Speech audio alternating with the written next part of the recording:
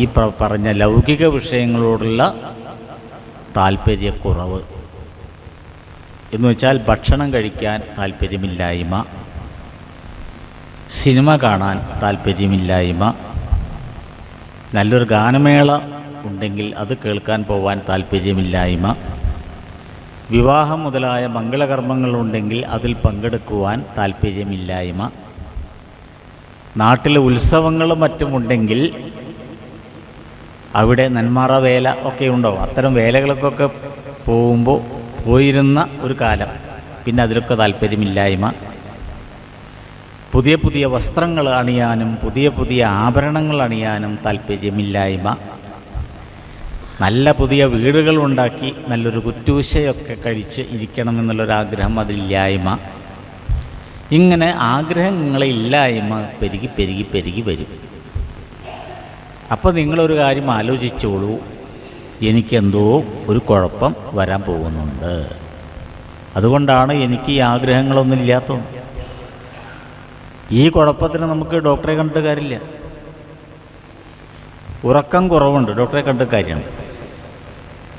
ഭക്ഷണത്തിന് വിശപ്പില്ല, ഡോക്ടറെ കാണാം, കുഴപ്പമില്ല. അമിതമായി ഭക്ഷണം കഴിക്കുന്നു, അതിനും ഡോക്ടറെ കാണാൻ കുഴപ്പമില്ല.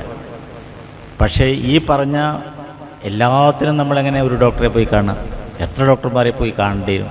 മാനസികാരോഗ്യത്തിൻ്റെ പ്രശ്നമാവാം, വിവാഹം മുതലായ കാര്യങ്ങൾ, ഉത്സവങ്ങൾ മുതലായതിൽ പങ്കുകൊള്ളാൻ താല്പര്യക്കുറവ് എന്ന് പറയുമ്പോൾ നല്ലൊരു മനഃശാസ്ത്രജ്ഞനെ പോയി കാണാം. സൈക്കോ ആയിരിക്കും, ആൾക്കൂട്ടത്തെ ഭയമുണ്ടാവും, അതായിരിക്കാം.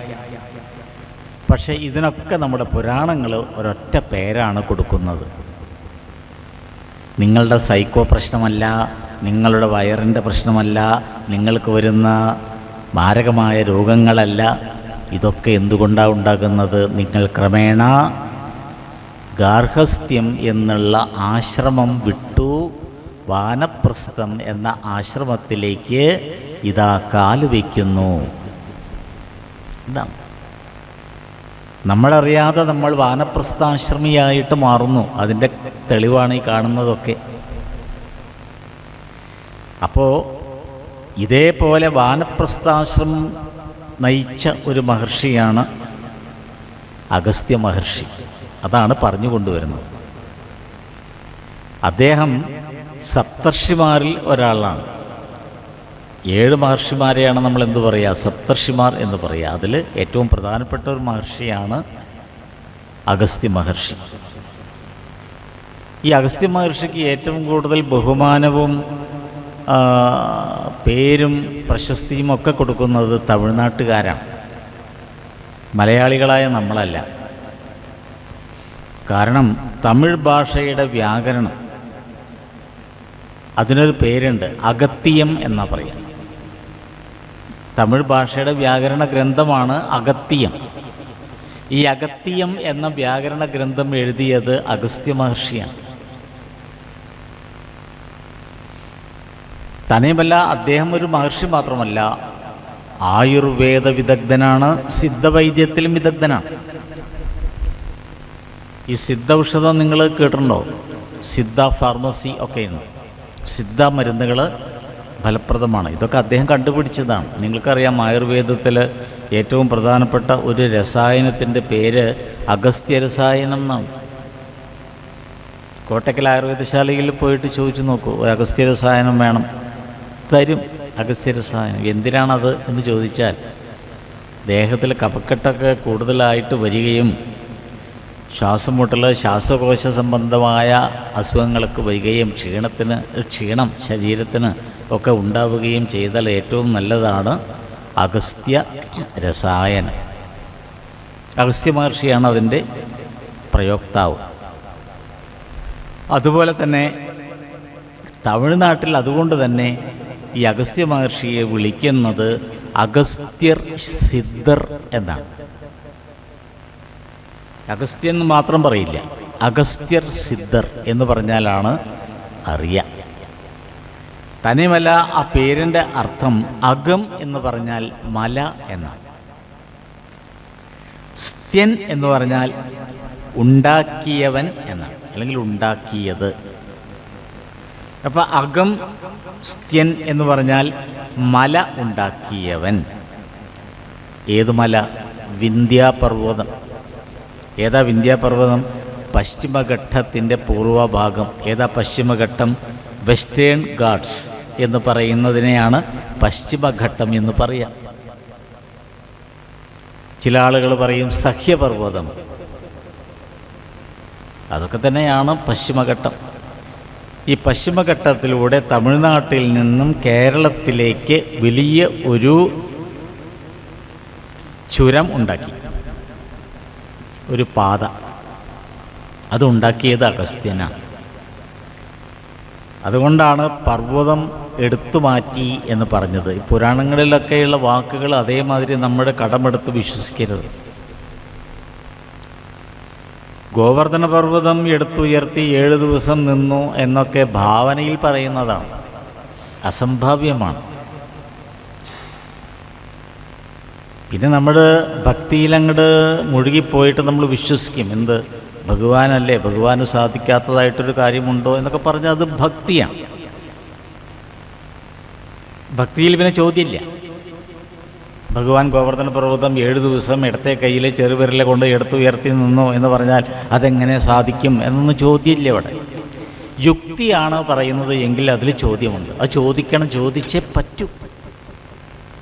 അതിൽ നിന്ന് ഒഴിഞ്ഞു മാറാൻ പറ്റില്ല ആർക്കും. അപ്പോൾ ഇവിടെ ഈ പർവ്വതം മാറ്റി എന്ന് പറയുമ്പോൾ ഭഗവാനെപ്പോലെ ഒരു കഥാപാത്രമല്ലല്ലോ അഗസ്ത്യ മഹർഷി. അങ്ങനെ നമ്മൾ ശ്രീകൃഷ്ണ പരമാത്മാവിനെ പോലെ അഗസ്ത്യ മഹർഷിക്ക് മൂലമന്ത്രമോ അഗസ്ത്യ മഹർഷിക്ക് ഭജനയോ അഗസ്ത്യ മഹർഷിക്ക് പ്രധാനപ്പെട്ട ക്ഷേത്രങ്ങളോ ഒന്നും അങ്ങനെയില്ല. അപ്പം അതുകൊണ്ട് നമുക്ക് അഗസ്ത്യ മഹർഷിയെ യുക്തിപരമായിട്ട് തന്നെ നമുക്ക് നേരിടാം. അങ്ങനെയാണ്. അപ്പോൾ വിദ്യാപർവ്വതം മാറ്റി എന്ന് പറഞ്ഞാൽ പർവ്വതം മാറ്റുകയോ എന്ന് ചോദിച്ചാൽ പർവ്വതം മാറ്റാം. കാരണം എന്താ? പർവ്വതത്തിന് ചുരം ഉണ്ടാക്കാം. അങ്ങനെ ചുരം ഉണ്ടാക്കിയിട്ട് തമിഴ്നാട്ടിൽ നിന്ന് മലയാളത്തിലേക്ക് ഒരു മാർഗം ഉണ്ടാക്കി. ആ ചുരമാണ് നമ്മുടെ ഗോപാലപുരം. പാലക്കാട് കഴിഞ്ഞാൽ ഗോപാലപുരം കഴിഞ്ഞിട്ടൊരു ചുരമുണ്ട് പഴനിയിലേക്ക്, മലകളുടെ ഇടയിൽ കൂടെ. ഒരു മലയും അവിടെ നമുക്ക് കാണാൻ പറ്റില്ല. കാടാമ്പുഴയിൽ നിന്ന് പഴനിക്ക് റോഡ് മാർഗം പോകുന്ന ഒരാൾക്ക് പശ്ചിമഘട്ടം റോഡിൻ്റെ വലതുഭാഗത്തും ഭാഗത്തായിട്ടൊക്കെ കാണാമെന്നല്ലാതെ നേരെ സ്ട്രൈറ്റായിട്ട് പോകുമ്പോൾ ഒരിക്കലും നമുക്ക് പർവ്വതം കയറി ഒരു ചുരം കയറിപ്പോവേണ്ട ഒരവസ്ഥ വരുന്നില്ല. കാരണം എന്താ? ആ മാർഗം ആദ്യമായിട്ട് കണ്ടുപിടിച്ചത് അഗസ്ത്യ മഹർഷിയാണ്. അതുകൊണ്ടാണ് കേരളത്തിൽ വിന്ധ്യാപർവ്വതത്തിൻ്റെ ഒരു ഭാഗം ഇന്നും അറിയപ്പെടുന്നത് അഗസ്ത്യകൂടം എന്നാണ്. അഗസ്ത്യകൂടം തിരുവനന്തപുരം ഭാഗത്തേക്കാണ് പോയി കഴിഞ്ഞാൽ നമുക്കതറിയാം. വർഷത്തിലൊരിക്കലൊക്കെ അവിടെ പൂജയും ഒക്കെ ഉണ്ട് അഗസ്ത്യ മഹർഷിക്ക്, വർഷത്തിലൊരിക്കൽ. അപ്പോൾ ആളുകൾ ട്രക്കിങ്ങായിട്ട് അഗസ്ത്യകൂടത്തിൻ്റെ മുകളിലേക്ക് പോകുന്നത്തെ യുവാക്കളൊക്കെ ട്രക്കിങ്ങിന് ഏറ്റവും നല്ല സ്ഥലമാണ് അഗസ്ത്യകൂടം. ഏതായാലും ഇവിടെ ഞാൻ പറഞ്ഞത് ഈ അഗസ്ത്യ മഹർഷി വാനപ്രസ്ഥത്തിലാണ് ഇരിക്കുന്നത്. കാരണം എന്താണെന്ന് വെച്ചാൽ ഭാര്യയുണ്ട്, മകനുണ്ട് അഗസ്ത്യ മഹർഷിക്ക്. മറ്റു മഹർഷിമാരിൽ നിന്ന് വ്യത്യസ്തമാണ്. ഇപ്പം ശ്രീശുക ബ്രഹ്മർഷിയെക്കുറിച്ച് പറയുമ്പോൾ ഭാഗവതത്തിൽ അദ്ദേഹം ബ്രഹ്മചാരിയാണ്, വിവാഹം കഴിച്ചിട്ടില്ല, അവധൂതനാണ്. പക്ഷെ ദേവീ ഭാഗവതത്തിൽ ശ്രീശുകൻ വാനപ്രസ്ഥാശ്രമിയാണ്, വിവാഹം കഴിച്ചിട്ടുണ്ട്, ഭാര്യയുണ്ട്, കുട്ടികളൊക്കെയാണ് ദേവീ ഭാഗവതത്തിൽ. അപ്പോൾ ഇവിടെ ഈ അഗസ്ത്യ മഹർഷി വിവാഹം കഴിച്ചിട്ടുണ്ട്. ലോപാമുദ്ര എന്നാണ് അഗസ്ത്യ മഹർഷിയുടെ ഭാര്യയുടെ പേര്. നല്ല പേരാണ്, ലോപാമുദ്ര. മുദ്രയെ എന്ന് വിളിക്കാൻ വേണമെന്നുണ്ടെങ്കിൽ അഗസ്ത്യ മഹർഷിക്ക് സ്നേഹത്തോടു കൂടി ഭാര്യയെ മുദ്രയെ എന്ന് വിളിക്കാം. പണ്ടൊക്കെ അങ്ങനെയാണ്, സ്നേഹത്തോടു കൂടിയിട്ടാണ് വിളിച്ചിരുന്നത്. അതിലും പണ്ട് ഒരിക്കലും പേര് വിളിക്കാൻ എന്തോ ഒരു ബഹുമാനം കൊണ്ട് ആണ് തോന്നുന്നു, അതോ ഇനി ഭയം കൊണ്ടാണോ എന്നറിയില്ല. ഭാര്യമാർ ഭർത്താക്കന്മാരുടെ പേരുകളൊന്നും വിളിക്കാത്തൊരു കാലമുണ്ട്. ഇവിടെ വ്യക്തിപരമായ കാര്യം പറയുകയാണോ എന്ന് വിചാരിക്കരുത്. എൻ്റെ അമ്മ അച്ഛനെ പേര് വിളിച്ചതായിട്ട് എനിക്കറിയില്ല. കുട്ടൻ എന്നാണ് അച്ഛൻ്റെ പേര്. സ്വാഭാവികമായിട്ടും അമ്മ വിളിക്കേണ്ടത് ഇന്നത്തെ ഭാഷയിൽ പറഞ്ഞാൽ കുട്ടേട്ട എന്നാണ്. പക്ഷെ കുട്ടേട്ട എന്ന് വിളിക്കുന്നത് ഞാൻ കേട്ടിട്ടില്ല. എന്നാൽ പേര് വിളിക്കൂ, കുട്ട എന്ന് വിളിക്കുക, അത് വിളിക്കൂല. അപ്പോൾ ഇതുകൊണ്ട് അമ്മ പലപ്പോഴും വിളിക്കുക, ദേ ഇങ്ങോട്ട് വരൂ, ചായതാ,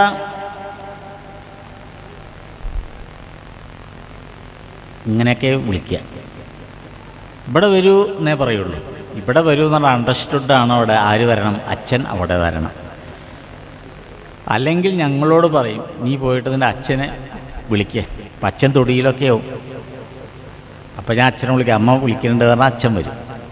അപ്പം ഇങ്ങനെ പേരുകൾ പോലും പറയാതെ ബഹുമാനിക്കപ്പെടേണ്ട ഒരു കാലം, ബഹുമാനിച്ചിരുന്നൊരു കാലം ഉണ്ടായിരുന്നു. ഒരു കാലത്തിട്ടോ, ഇപ്പോഴൊന്നുമല്ല. അത് കഴിഞ്ഞു.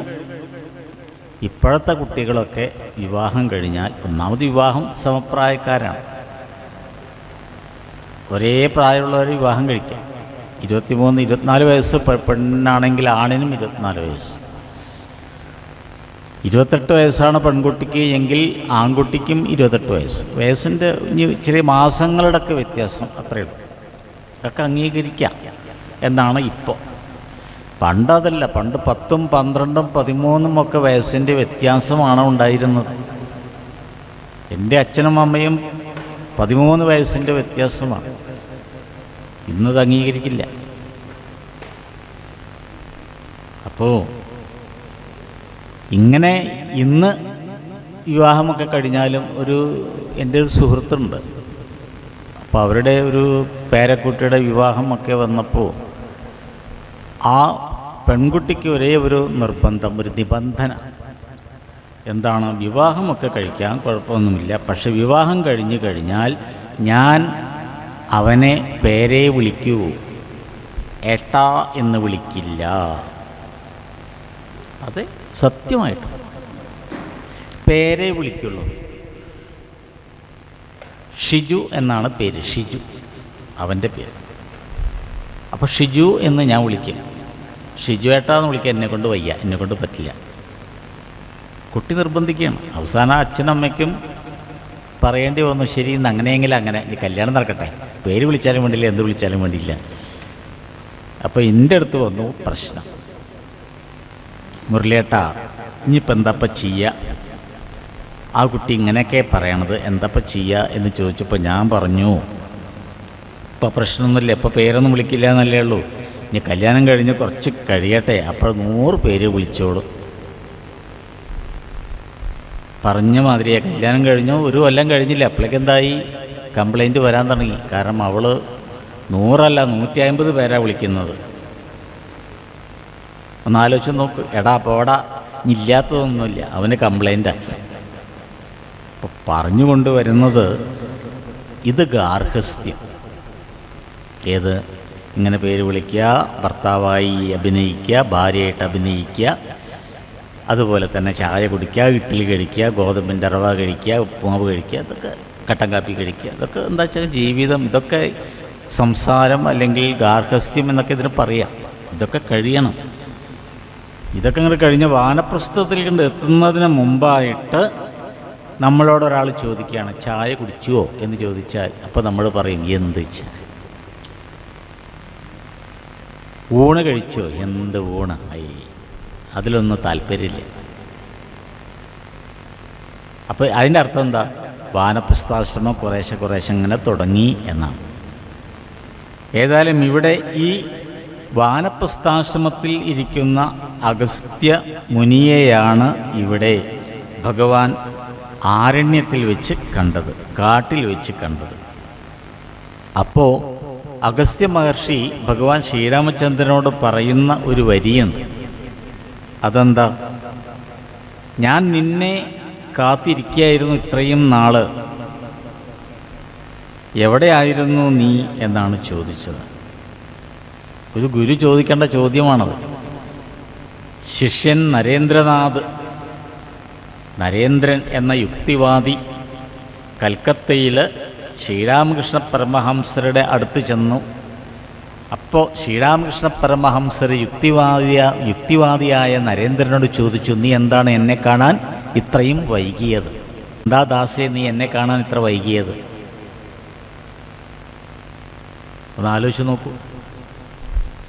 അവിടെ നിന്ന് കണ്ണുനീരണിഞ്ഞുകൊണ്ട് യേശുദാസ് ചെമ്പൈ വൈനാഥ ഭാഗവതരോടൊപ്പം ഇരുന്ന് പാടിയ അതിമനോഹരമായിട്ടുള്ളൊരു കീർത്തനമുണ്ട്.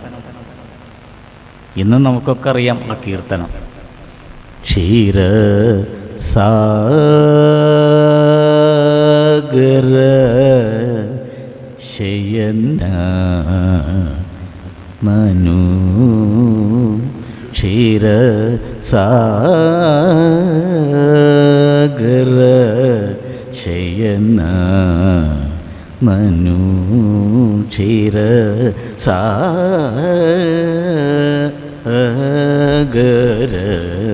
ശയന. എന്താണെന്നറിയോ? ആ ഭക്തിയുടെ പാരമ്യത്തിലേക്ക് നമ്മളെ അങ്ങോട്ട് കൊണ്ടുപോകും. ഗുരുവും ശിഷ്യനും തമ്മിലുള്ള ബന്ധം അങ്ങനെ തുടരുന്നു. അപ്പോൾ ഇവിടെ പറയാണ്, നീ എന്താണ് എന്നെ കാണാൻ ഇത്ര വൈകിയത്? പിന്നെ ചോദിക്കുകയാണ്, നീ അവതരിച്ചിട്ടുണ്ട് എന്ന് ഞാൻ അറിഞ്ഞു. രാവണനെ കൊന്ന് ലോകത്ത് ധർമ്മം സ്ഥാപിക്കുക എന്നതാണ് നിന്റെ കർത്തവ്യം. യഥാ ഹി ധർമ്മസ്യ ഗ്ലാനിർഭവതി ഭാരത അഭ്യുത്ഥാനമധർമ്മസ്യ തദാത്മാനം സൃജാമ്യഹം. അഹം ആത്മാനം സൃജാമി. ഞാൻ ഓരോ ദേഹികളായിട്ട് അവതരിക്കുന്നു. എന്തിനു വേണ്ടിയിട്ടാണ്? പരിത്രാണായ സാധൂനാം, സാധുക്കളായ ആളുകളെ, നല്ലവരായ ആളുകളെ സംരക്ഷിക്കുന്നതിന് വേണ്ടിയിട്ട്. വിനാശായച്ച ദുഷ്കൃതാം, ദുഷ്കർമ്മങ്ങളൊക്കെ അവസാനിപ്പിക്കുന്നതിന് വേണ്ടിയിട്ട്. മൂന്നാമതെന്താ? ധർമ്മസംസ്ഥാപനാർത്ഥായ, ലോകത്തിൽ അധർമ്മത്തെ നശിപ്പിച്ച് ധർമ്മത്തെ സംരക്ഷിക്കുന്നതിന് വേണ്ടിയിട്ട്. സംഭവാമി യുഗേ യുഗേ, ഇന്നും ഇന്നലെയും ഒന്നുമല്ല. യുഗേ യുഗേ, കൃതായുഗത്തിലും ത്രേതായുഗത്തിലും ദ്വാപരയുഗത്തിലും കലിയുഗത്തിലും ഞാൻ എത്ര അവതാരങ്ങൾ എടുക്കും എന്ന് പറയാൻ പറ്റില്ല, വിരലിൽ എണ്ണാൻ പറ്റില്ല. 10 അവതാരങ്ങൾ നമുക്ക് പറയാം. മത്സ്യം, കൂർമ്മം, വരാഹ, നൃസിംഹം, വാമനൻ, പരശുരാമൻ, ശ്രീരാമൻ, ബലരാമൻ എന്ന് പറഞ്ഞാൽ അങ്ങനെ എണ്ണാം. ശ്രീകൃഷ്ണൻ, കൽക്കി, 10 അവതാരം. പക്ഷേ യഥാർത്ഥത്തിൽ 10ഉം അല്ല. ശ്രീമദ് ഭാഗവതത്തിൽ 26 അവതാരങ്ങളെക്കുറിച്ച് പറയുന്നുണ്ട്. ശ്രീശുക ബ്രഹ്മർഷി 26 അവതാരങ്ങളെക്കുറിച്ച് പറഞ്ഞ് അവസാനം പരീക്ഷത്തിനോട് പറയുന്നുണ്ട്, ഇതൊന്നല്ല പരീക്ഷത്ത് മഹാരാജാവേ അവതാരങ്ങൾ, വിരലിൽ എണ്ണാൻ കഴിയില്ല, എനിക്ക് പറയാൻ പറ്റില്ല, അത്രയും ഭഗവാന്റെ അവതാരങ്ങളാണ്. എന്ന് വെച്ചാൽ നമ്മുടെയൊക്കെയും ഓരോരോ അവതാരങ്ങളാണ്. കാരണം എന്താ? നമ്മുടെ ജീവിതത്തിൽ നമുക്കൊരു ലക്ഷ്യമുണ്ട്. ആ ലക്ഷ്യം നിറവേറ്റണം. അതിനാണ് നമ്മുടെയൊക്കെ ഇവിടെ അവതരിച്ചത്. ആ ലക്ഷ്യം എന്താണെന്ന് ചോദിച്ചാൽ ഭഗവാൻ അത് കാണിച്ചു തരും. അതിനാണ് നമ്മൾ ഗുരുസേവ ചെയ്യുന്നത്. ആ ലക്ഷ്യം സാക്ഷാത്കരിച്ച് കഴിയുന്നതിനാണ് നമ്മളെന്ത് ചെയ്യുന്നത്? വിദ്യാഭ്യാസം നേടുന്നത്, തൊഴിൽ നേടുന്നത്, അല്ലെങ്കിൽ അറിവ് നേടുന്നത്, അതിനു വേണ്ടി പൊരുതുന്നത് അല്ലേ? അല്ലെങ്കിൽ നമുക്ക് വെറുതെ ഇങ്ങനെ ഇരുന്നാൽ പോരെ. ഇവിടെ രാമായണവുമായിട്ട് ഇവിടെ വരേണ്ട ആവശ്യമില്ല. ജീവിക്കാൻ രാമായണം ആവശ്യമില്ല. പക്ഷെ എന്നിട്ടും നിങ്ങൾ രാവിലെ 10 മണിക്ക് ഇവിടെ ഈ രാമായണ പുസ്തകവുമായിട്ട് ഏത് പ്രതികൂലമായ കാലാവസ്ഥയിലും ഇവിടെ എത്തുന്നത് എന്തുകൊണ്ടാണ്? ആ രാമായണത്തിൽ നിന്നും ചില മൂല്യങ്ങൾ നിങ്ങൾക്ക് കിട്ടാനുണ്ട്. അതിനാണ് ഏറ്റവും വലിയ വില എന്ന് നിങ്ങൾ കാണുന്നു. അല്ലാതെ എൻ്റെ വീട്ടിലെ അവിയലുണ്ടാക്കാനോ എൻ്റെ വീട്ടിലെ കൂട്ടാൻ എന്താണോ എന്ന് അറിയാനോ ചിന്തിക്കാനോ വീട്ടിൽ അംഗങ്ങൾ എത്രയുണ്ട് അവരുടെ ക്ഷേമം അന്വേഷിക്കാൻ ഇതൊന്നുമല്ല. എനിക്ക് ഏറ്റവും വലുത് ഭഗവാൻ ശ്രീരാമചന്ദ്രൻ്റെ കഥകൾ കേൾക്കണം. അത് ഭഗവതിയുടെ അടുത്ത്, ആ പാർവതി ദേവിയുടെ അടുത്ത് ഇരുന്ന് കേൾക്കണം, കാടാമ്പുഴമ്മയുടെ അടുത്തിരുന്ന് കേൾക്കണം എന്നുള്ള ആ ഒരു തോന്നൽ, ആഗ്രഹം ഉള്ളത് കൊണ്ടാണ്. ഈ ആഗ്രഹം നിങ്ങൾക്ക് എന്തുകൊണ്ടുണ്ടായി? നിങ്ങളുടെ ജീവിത ലക്ഷ്യം പൂർത്തീകരിക്കാനുള്ള ഒരു ചുവടാണ് ഈ ഒരാഗ്രഹം. മറ്റൊരാഗ്രഹങ്ങളൊന്നും നിങ്ങൾ പറയുന്നില്ലല്ലോ, അതൊന്നും സാധിക്കണം എന്നുള്ള ആഗ്രഹിക്കുന്നില്ലല്ലോ. എന്തൊക്കെ ആഗ്രഹങ്ങൾ നമുക്കുണ്ട്? പക്ഷെ അതൊക്കെ മാറ്റിവെച്ചിട്ടാണ് നിങ്ങളിവിടെ ഈ രാമായണം വായിക്കുക എന്നുള്ള ഉത്കൃഷ്ടമായ ഒരാഗ്രഹം സാധിച്ചു കിട്ടാൻ വേണ്ടിയിരിക്കുന്നത്. അതാണ് നിങ്ങളുടെ കർമ്മം. ഇതൊന്നോ ഇന്നലെയോ നിങ്ങൾക്ക് കിട്ടിയതല്ല. അഗസ്ത്യ മഹർഷിയെപ്പോലെയുള്ള മഹർഷിമാരൊക്കെ പറയുന്നത് മുജ്ജന്മാർജിതം പുണ്യം, മുജ്ജന്മമായിട്ട് നാം ആർജിച്ചു വെച്ച പുണ്യത്തിൻ്റെ ഫലമായിട്ടാണ് ക്ഷേത്രോപജീവന സംസ്കാരം നമുക്ക് കിട്ടുന്നത് എന്നാണ്. മുജ്ജന്മം നാം ആർജിച്ചു വെച്ചത് പുണ്യമല്ല പാപമാണ് എങ്കിൽ നമുക്ക് ക്ഷേത്രോപജീവന സംസ്കാരം കിട്ടില്ല. അതിൽ നിന്നൊക്കെ മാറി മാറി നമ്മൾ മുന്നോട്ട് പോകും. അപ്പോൾ നിങ്ങളൊന്ന് ആലോചിച്ച് നോക്കൂ, ഇന്ന് എത്ര യുവതലമുറ ലഹരിക്ക് അടിമകളാണ്. MDMA പോലെയുള്ള മാരകമായ ലഹരി വസ്തുക്കൾ ഉപയോഗിച്ചുകൊണ്ട് ജീവിതം അർത്ഥവത്തല്ലാതാക്കി തീർക്കുന്ന യുവാക്കളെ കാണാം. ഈ അടുത്തൊരു വാർത്ത വന്നിരുന്നു, ഒരു അധ്യാപിക ലഹരി വസ്തുക്കൾ കൊടുത്തിരുന്ന അധ്യാപികയെ പോലീസ് അറസ്റ്റ് ചെയ്തു. ഒരു ടീച്ചറാണ്. കുട്ടികളെ ഉയർത്തിക്കൊണ്ടുവരുന്ന ഭാവി പൗരന്മാരാക്കി വളർത്തേണ്ടുന്ന ഒരു ടീച്ചറാണ് കുട്ടികൾക്ക് ലഹരി കൊടുക്കുന്നത്. പിന്നെ എന്താണ് അതിൻ്റെ അർത്ഥം? ഈ വേലി തന്നെ വിളവ് തിന്നാലോ? അപ്പോൾ വേലി തന്നെ വിളവ് തിന്നുന്ന ഒരു അവസ്ഥയാണ് ഇന്ന് വർത്തമാനകാലത്തിൻ്റെ അവസ്ഥ. അവിടെയാണ് രാമായണത്തിൻ്റെ ഏറ്റവും വലിയ പ്രസക്തി, അവിടെയാണ് അഗസ്ത്യസ്തുതിയുടെ പ്രസക്തി. ഇവിടെ അഗസ്ത്യ മഹർഷി പറയുന്നുണ്ട്, എന്താ പറയുന്നത്? ഭഗവാൻ ബ്രഹ്മമാണ് എന്നറിയാം, ഈശ്വരൻ ഒന്നേയുള്ളൂ എന്നുള്ള ആ ബോധത്തെയാണ് ഭഗവാൻ ബ്രഹ്മമാണ് എന്നുള്ള ബോധം കൊണ്ട് അർത്ഥമാക്കുന്നത്. ശ്രദ്ധിക്കണേ, ഭഗവാൻ ബ്രഹ്മമാണ് എന്നുള്ള ആ ബോധം കൊണ്ട് അർത്ഥമാക്കുന്നത് ഏകദൈവ വിശ്വാസം തന്നെയാണ്. പിന്നെ ശക്തി അതിൻ്റെ മായയാണ്. അവിടെയാണ് ഒരു പൊരുത്തക്കെട്ടുള്ളത്. ഏകദൈവം എന്ന് പറയുമ്പോൾ ഒരൊറ്റ ദൈവം, പക്ഷേ ആ ദൈവത്തിന് ശക്തിയില്ല എന്ന് പറയാൻ വയ്യ. പക്ഷെ ആ ദൈവം പ്രവൃത്തി നിരതനാകുമ്പോൾ എന്തു വേണം? ശക്തിയില്ലാതെ സാധിക്കില്ല. ദൈവമായാലും മനുഷ്യനായാലും ഒക്കെ ഏത് കർമ്മം ചെയ്യാനും എന്തു വേണം? ശക്തി വേണം. ഈ ശക്തി അഥവാ ഊർജത്തിനെയാണ് നമ്മൾ എന്തു പറയുന്നത്? ഭഗവതി എന്ന് പറയുന്നത്, അല്ലെങ്കിൽ മായാദേവി എന്ന് പറയുന്നത്, മായാപര. അപ്പോൾ ഇച്ഛാശക്തിയും ജ്ഞാനശക്തിയും ക്രിയാശക്തിയും ഇല്ലാതെ പ്രവർത്തിക്കാൻ കഴിയില്ല. അതുകൊണ്ടാണ് ദേവീ മഹാത്മ്യം പോലെയുള്ള മാർക്കണ്ഡേയ പുരാണത്തിലെ അതിവിശിഷ്ടമായിട്ടുള്ളൊരു ഭാഗമാണ് ദേവീ മഹാത്മ്യം. മാർക്കണ്ഡേയ പുരാണം മുഴുവനും പറയുന്നത് എന്താ? യാ ദേവി സർവഭൂതേഷു ശക്തിരൂപേണ സംസ്ഥിത നമസ്തസ്യൈ നമസ്തസ്യൈ നമസ്തസ്യൈ നമോ നമഃ. യാതൊരു ദേവിയാണോ എല്ലാ ഭൂതങ്ങളിലും ശക്തിയായിട്ട് ഊർജമായിട്ട് സ്ഥിതി ചെയ്യുന്നത്, ആ ഊർജമാണ് ഞാൻ. ആ ഊർജത്തിനെ നമ്മുടെ സ്ഥാനികോർജം, ഗതികോർജം എന്നൊക്കെ പറയുന്നുണ്ട് പലതരത്തിലും. അത് സ്ഥാനികോർജമായാലും ഗതികോർജമായാലും ഒരു ഊർജമാണ് അത്. ആ ഊർജത്തിനെ നമ്മൾ ശക്തി എന്ന് പറയുന്നു. ആ ശക്തിയെ നമ്മൾ ഒരു ഭഗവതിയായി ആരാധിക്കുന്നു. ആ ശക്തിയെ ഭഗവതിയായിട്ട് ആരാധിക്കുമ്പോഴാണ് ആ ഭഗവതിക്ക് നമ്മളൊരു പേര് കൊടുക്കുന്നത്, ശക്തി സ്വരൂപിണി എന്നുള്ള പേര് കൊടുക്കുന്നത്. ധ്യാനധ്യാതൃധ്യേയരൂപ.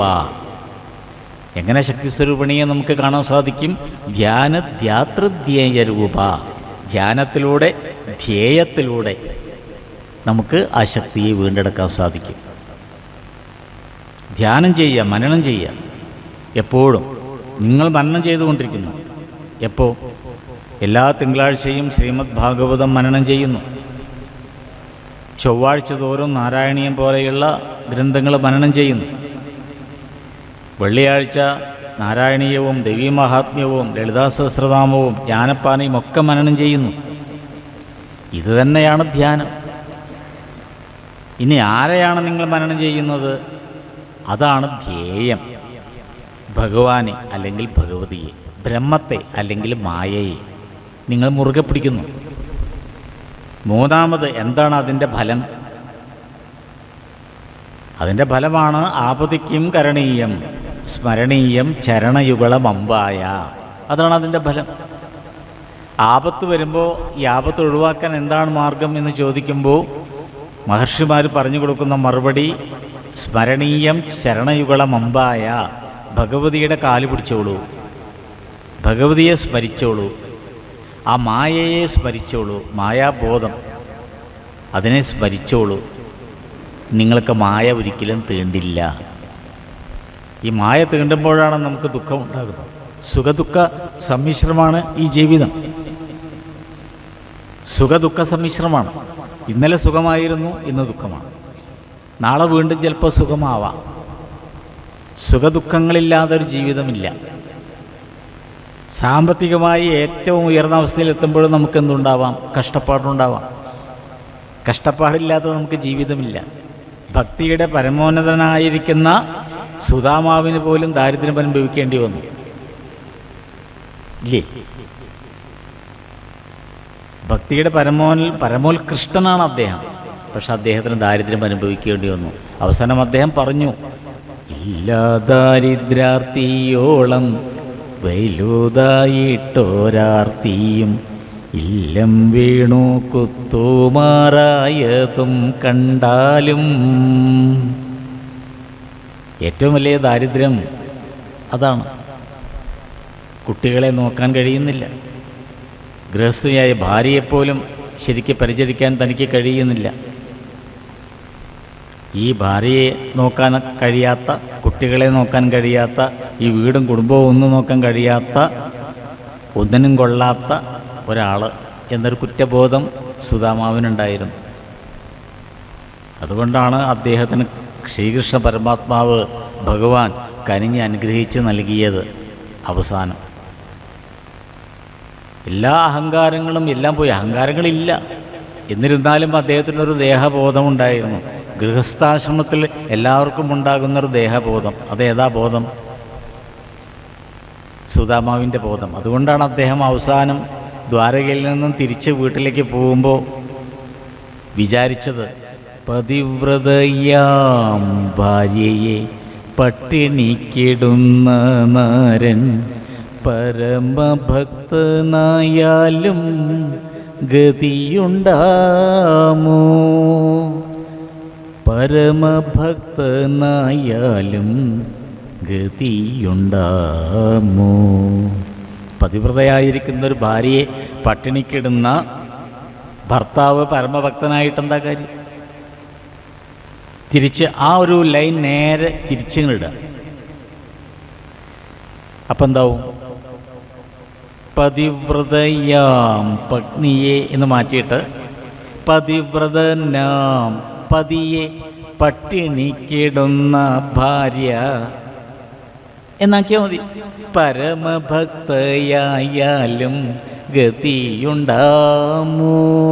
ഭർത്താവിനെ ശുശ്രൂഷിക്കേണ്ട ഒരു ഭാര്യ, ആ വേണ്ട നേരത്ത് ചായ ഉണ്ടാക്കി കൊടുക്കുക, ഭക്ഷണം ഉണ്ടാക്കി കൊടുക്കുക, അതുപോലെ തന്നെ വസ്ത്രങ്ങളൊക്കെ തിരുമ്പി കൊടുക്കുക, അതിനൊക്കെ സാധിക്കുന്ന ഒരു ഭാര്യ അതൊന്നും ചെയ്യാതെ പരമഭക്തയായാലും ഗതിയുണ്ടാമോ? പരമഭക്തയാണ്. നാരായണീയം വായിക്കും, ദേവി മഹാത്മ്യം വായിക്കും, അമ്പലങ്ങളിലേക്ക് പോകും. പക്ഷെ ഗതിയുണ്ടാമോ? ഗതി ഉണ്ടാവുമോ?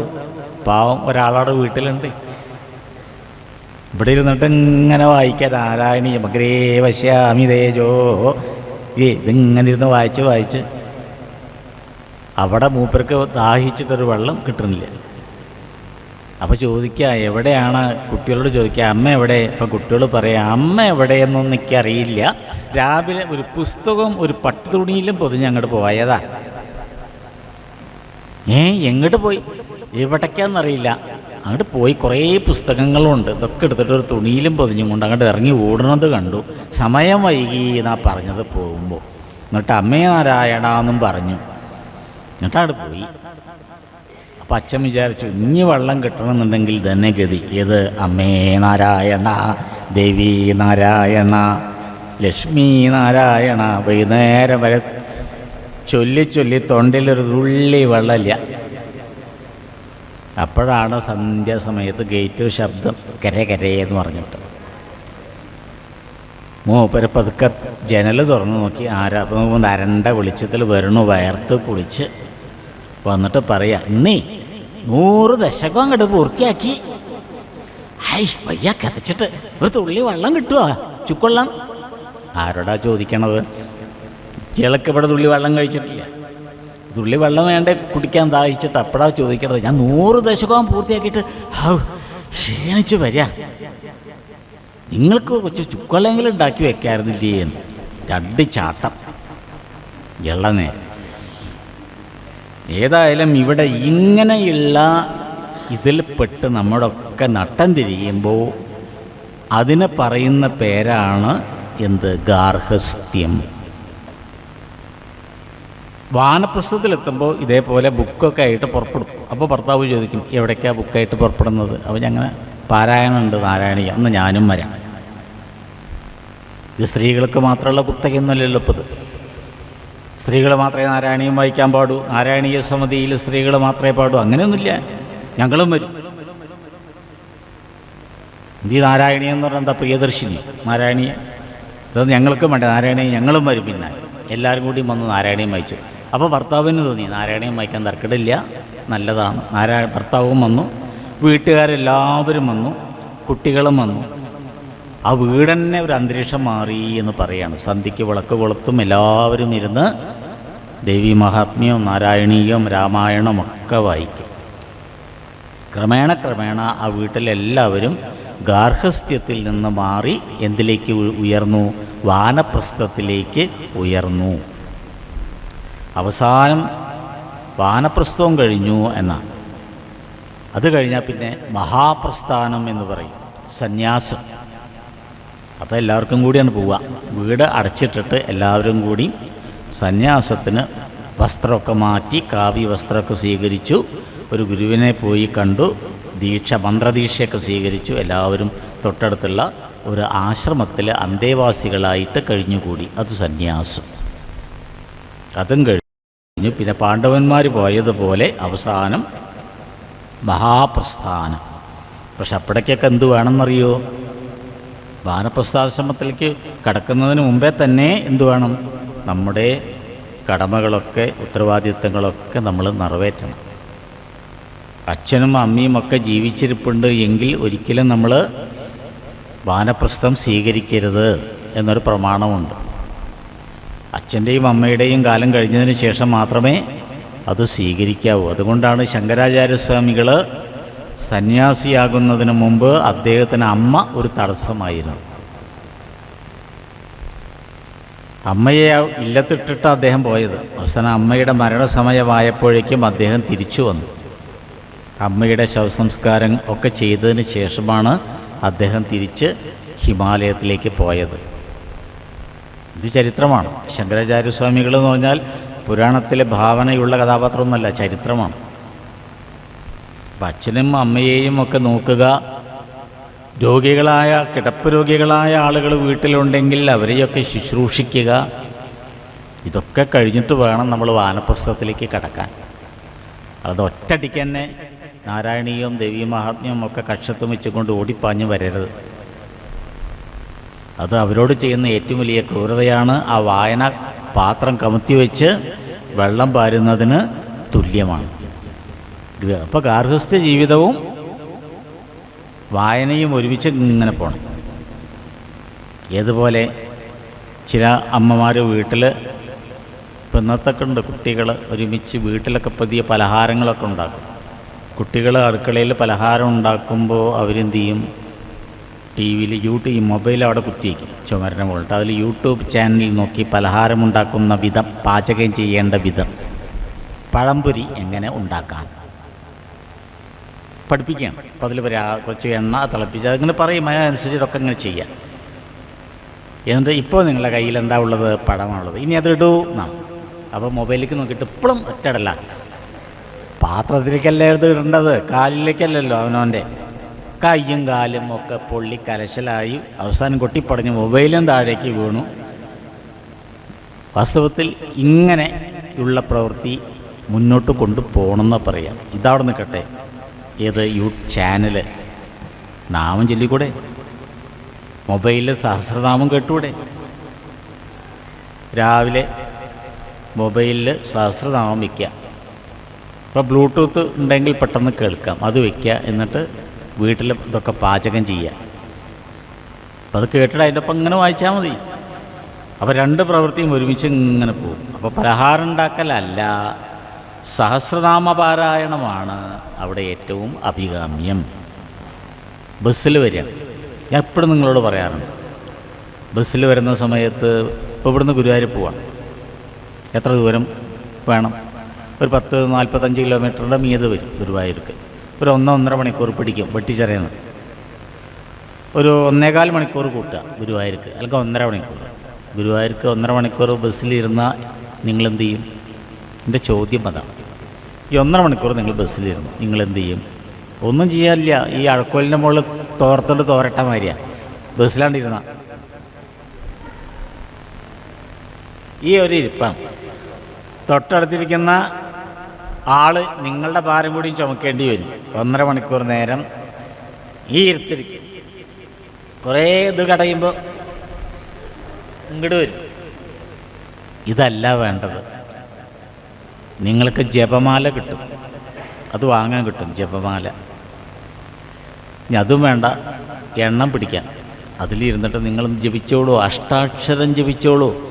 ഓം നമോ നാരായണായ, ഓം നമോ നാരായണായ, ഓം നമോ നാരായണായ. അപ്പോൾ നിങ്ങൾ ഉറങ്ങില്ല.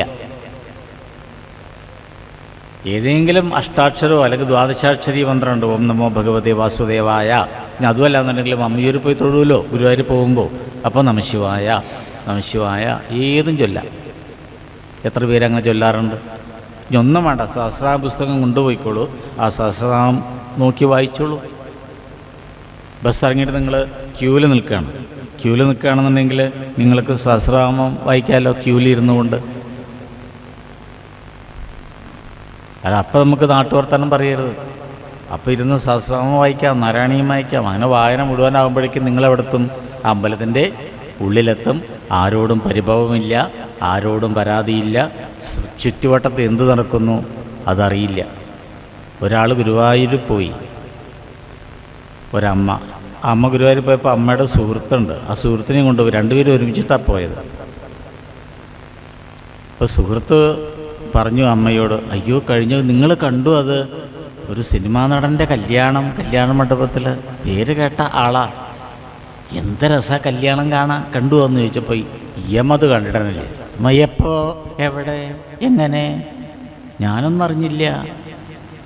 കാരണം അമ്മയുടെ ശ്രദ്ധ എവിടെയായിരുന്നു? ഈ ഹരിനാമകീർത്തനം വായിക്കുന്നതിലായിരുന്നു. ഹരിനാമകീർത്തനം മുഴുവനും അവിടെ ഇരുന്ന് വായിച്ചു. അദ്ദേഹം തൊട്ടടുത്ത് പറയുമ്പോൾ എന്തൊരു മേള അവിടെ തകില് കൊട്ടുന്നുണ്ട്, നാദസ്വരമുണ്ട്, കൂക്കി ആർപ്പും വിളിയൊക്കെ ഉണ്ട്. 36 ഇതൊന്നും അറിഞ്ഞിട്ടില്ല. ഒപ്പം പോയ ആൾ ഹരിനാമകീർത്തനം കൊണ്ടുപോയിട്ടുണ്ട്, കയ്യിൽ ഹരിനാമകീർത്തനമൊക്കെ ഉണ്ട്. പക്ഷേ ഹരിനാമകീർത്തനം തൊട്ട് മറിച്ച് നോക്കിയിട്ട് പോലും ഇല്ല. കാരണം നോട്ടം മുഴുവനും ഇങ്ങോട്ടായിരുന്നു കല്യാണ മണ്ഡപം. അത് കണ്ടുകൊണ്ടിരിക്കുകയാണ്. ഇതാണ് ഒരു ഗൃഹസ്ഥാശ്രമിയും വാനപ്രസ്ഥാശ്രമിയും തമ്മിലുള്ള വ്യത്യാസം. What is the difference between വാനപ്രസ്ഥാശ്രമ ആൻഡ് ഗൃഹസ്ഥാശ്രമ? സ്വാമി ചിന്മയാനന്ദൻ അതിന് വ്യക്തമായിട്ടുള്ള നിരീക്ഷണം, ഒബ്സർവേഷൻ നടത്തിയിട്ടുണ്ട്. ചിന്മയാനന്ദ സ്വാമി അദ്ദേഹം പറയുന്നുണ്ട്, ഈശ്വരനിലേക്കുള്ള നമ്മുടെ ആത്യന്തികമായ നമ്മുടെ ആ ഒരു യാത്രയുണ്ടല്ലോ, ആ ലക്ഷ്യത്തിലേക്കുള്ള ഏകോന്മുഖമായിട്ടുള്ള ആ യാത്രയ്ക്ക് പറയുന്ന പേരാണ് വാനപ്രസ്ഥാശ്രമം. അതേസമയം വിഷയങ്ങളിൽ അഭിരമിക്കുകയും അത്തരം വിഷയങ്ങൾ ഈശ്വരാഭിമുഖ്യമായിട്ടുള്ളതാക്കി തീർക്കുകയും ചെയ്യുന്ന ആശ്രമത്തെയാണ് ഗൃഹസ്ഥാശ്രമം എന്നുകൊണ്ട് ഉദ്ദേശിക്കുന്നത്. ഇപ്പോൾ ഒരു സാമ്പാർ വയ്ക്കുകയാണെങ്കിലും ആ സാമ്പാർ വയ്ക്കുന്ന വീട്ടമ്മ അറിയാതെ നാമം ചൊല്ലുന്നുണ്ടെങ്കിൽ, അറിയാതെ ഈശ്വര എന്ന് വിളിക്കുന്നുണ്ടെങ്കിൽ അറിയാതെ ഗുരുവായൂരും കാടമ്പുഴയും ആ അമ്മയുടെ ഓർമ്മകളിൽ വരുന്നുണ്ടെങ്കിൽ അമ്മ നല്ലൊരു ഗൃഹസ്ഥാശ്രമിയാണ്, കൂട്ടത്തിൽ വാനപ്രസ്ഥാശ്രമിയും കൂടിയാണ്. അപ്പോൾ ഇത്രയും പറഞ്ഞു അഗസ്ത്യ മഹർഷി. ഇതൊക്കെ അഗസ്ത്യ മഹർഷി പറയുന്ന കാര്യങ്ങളാണ്. ഇനി പറയാണ്, ഈ മായ എന്ന് പറയുന്ന ഈ പ്രകൃതിയെ, ഇതിനെ പ്രകൃതി എന്ന് പറഞ്ഞു, മറ്റൊന്ന് പുരുഷൻ എന്നും പറഞ്ഞു, രണ്ടാണ്. ഈ മായയാകുന്ന ഈ ദേവിയെ നമുക്കെല്ലാവർക്കും ഒരു പേരിട്ട് വിളിക്കാം എന്ന് അഗസ്ത്യ മഹർഷിയെ കൊണ്ട് തുഞ്ചത്തെഴുത്തച്ഛൻ പറയിപ്പിക്കാം. ആ പേരാണ് മൂലപ്രകൃതി.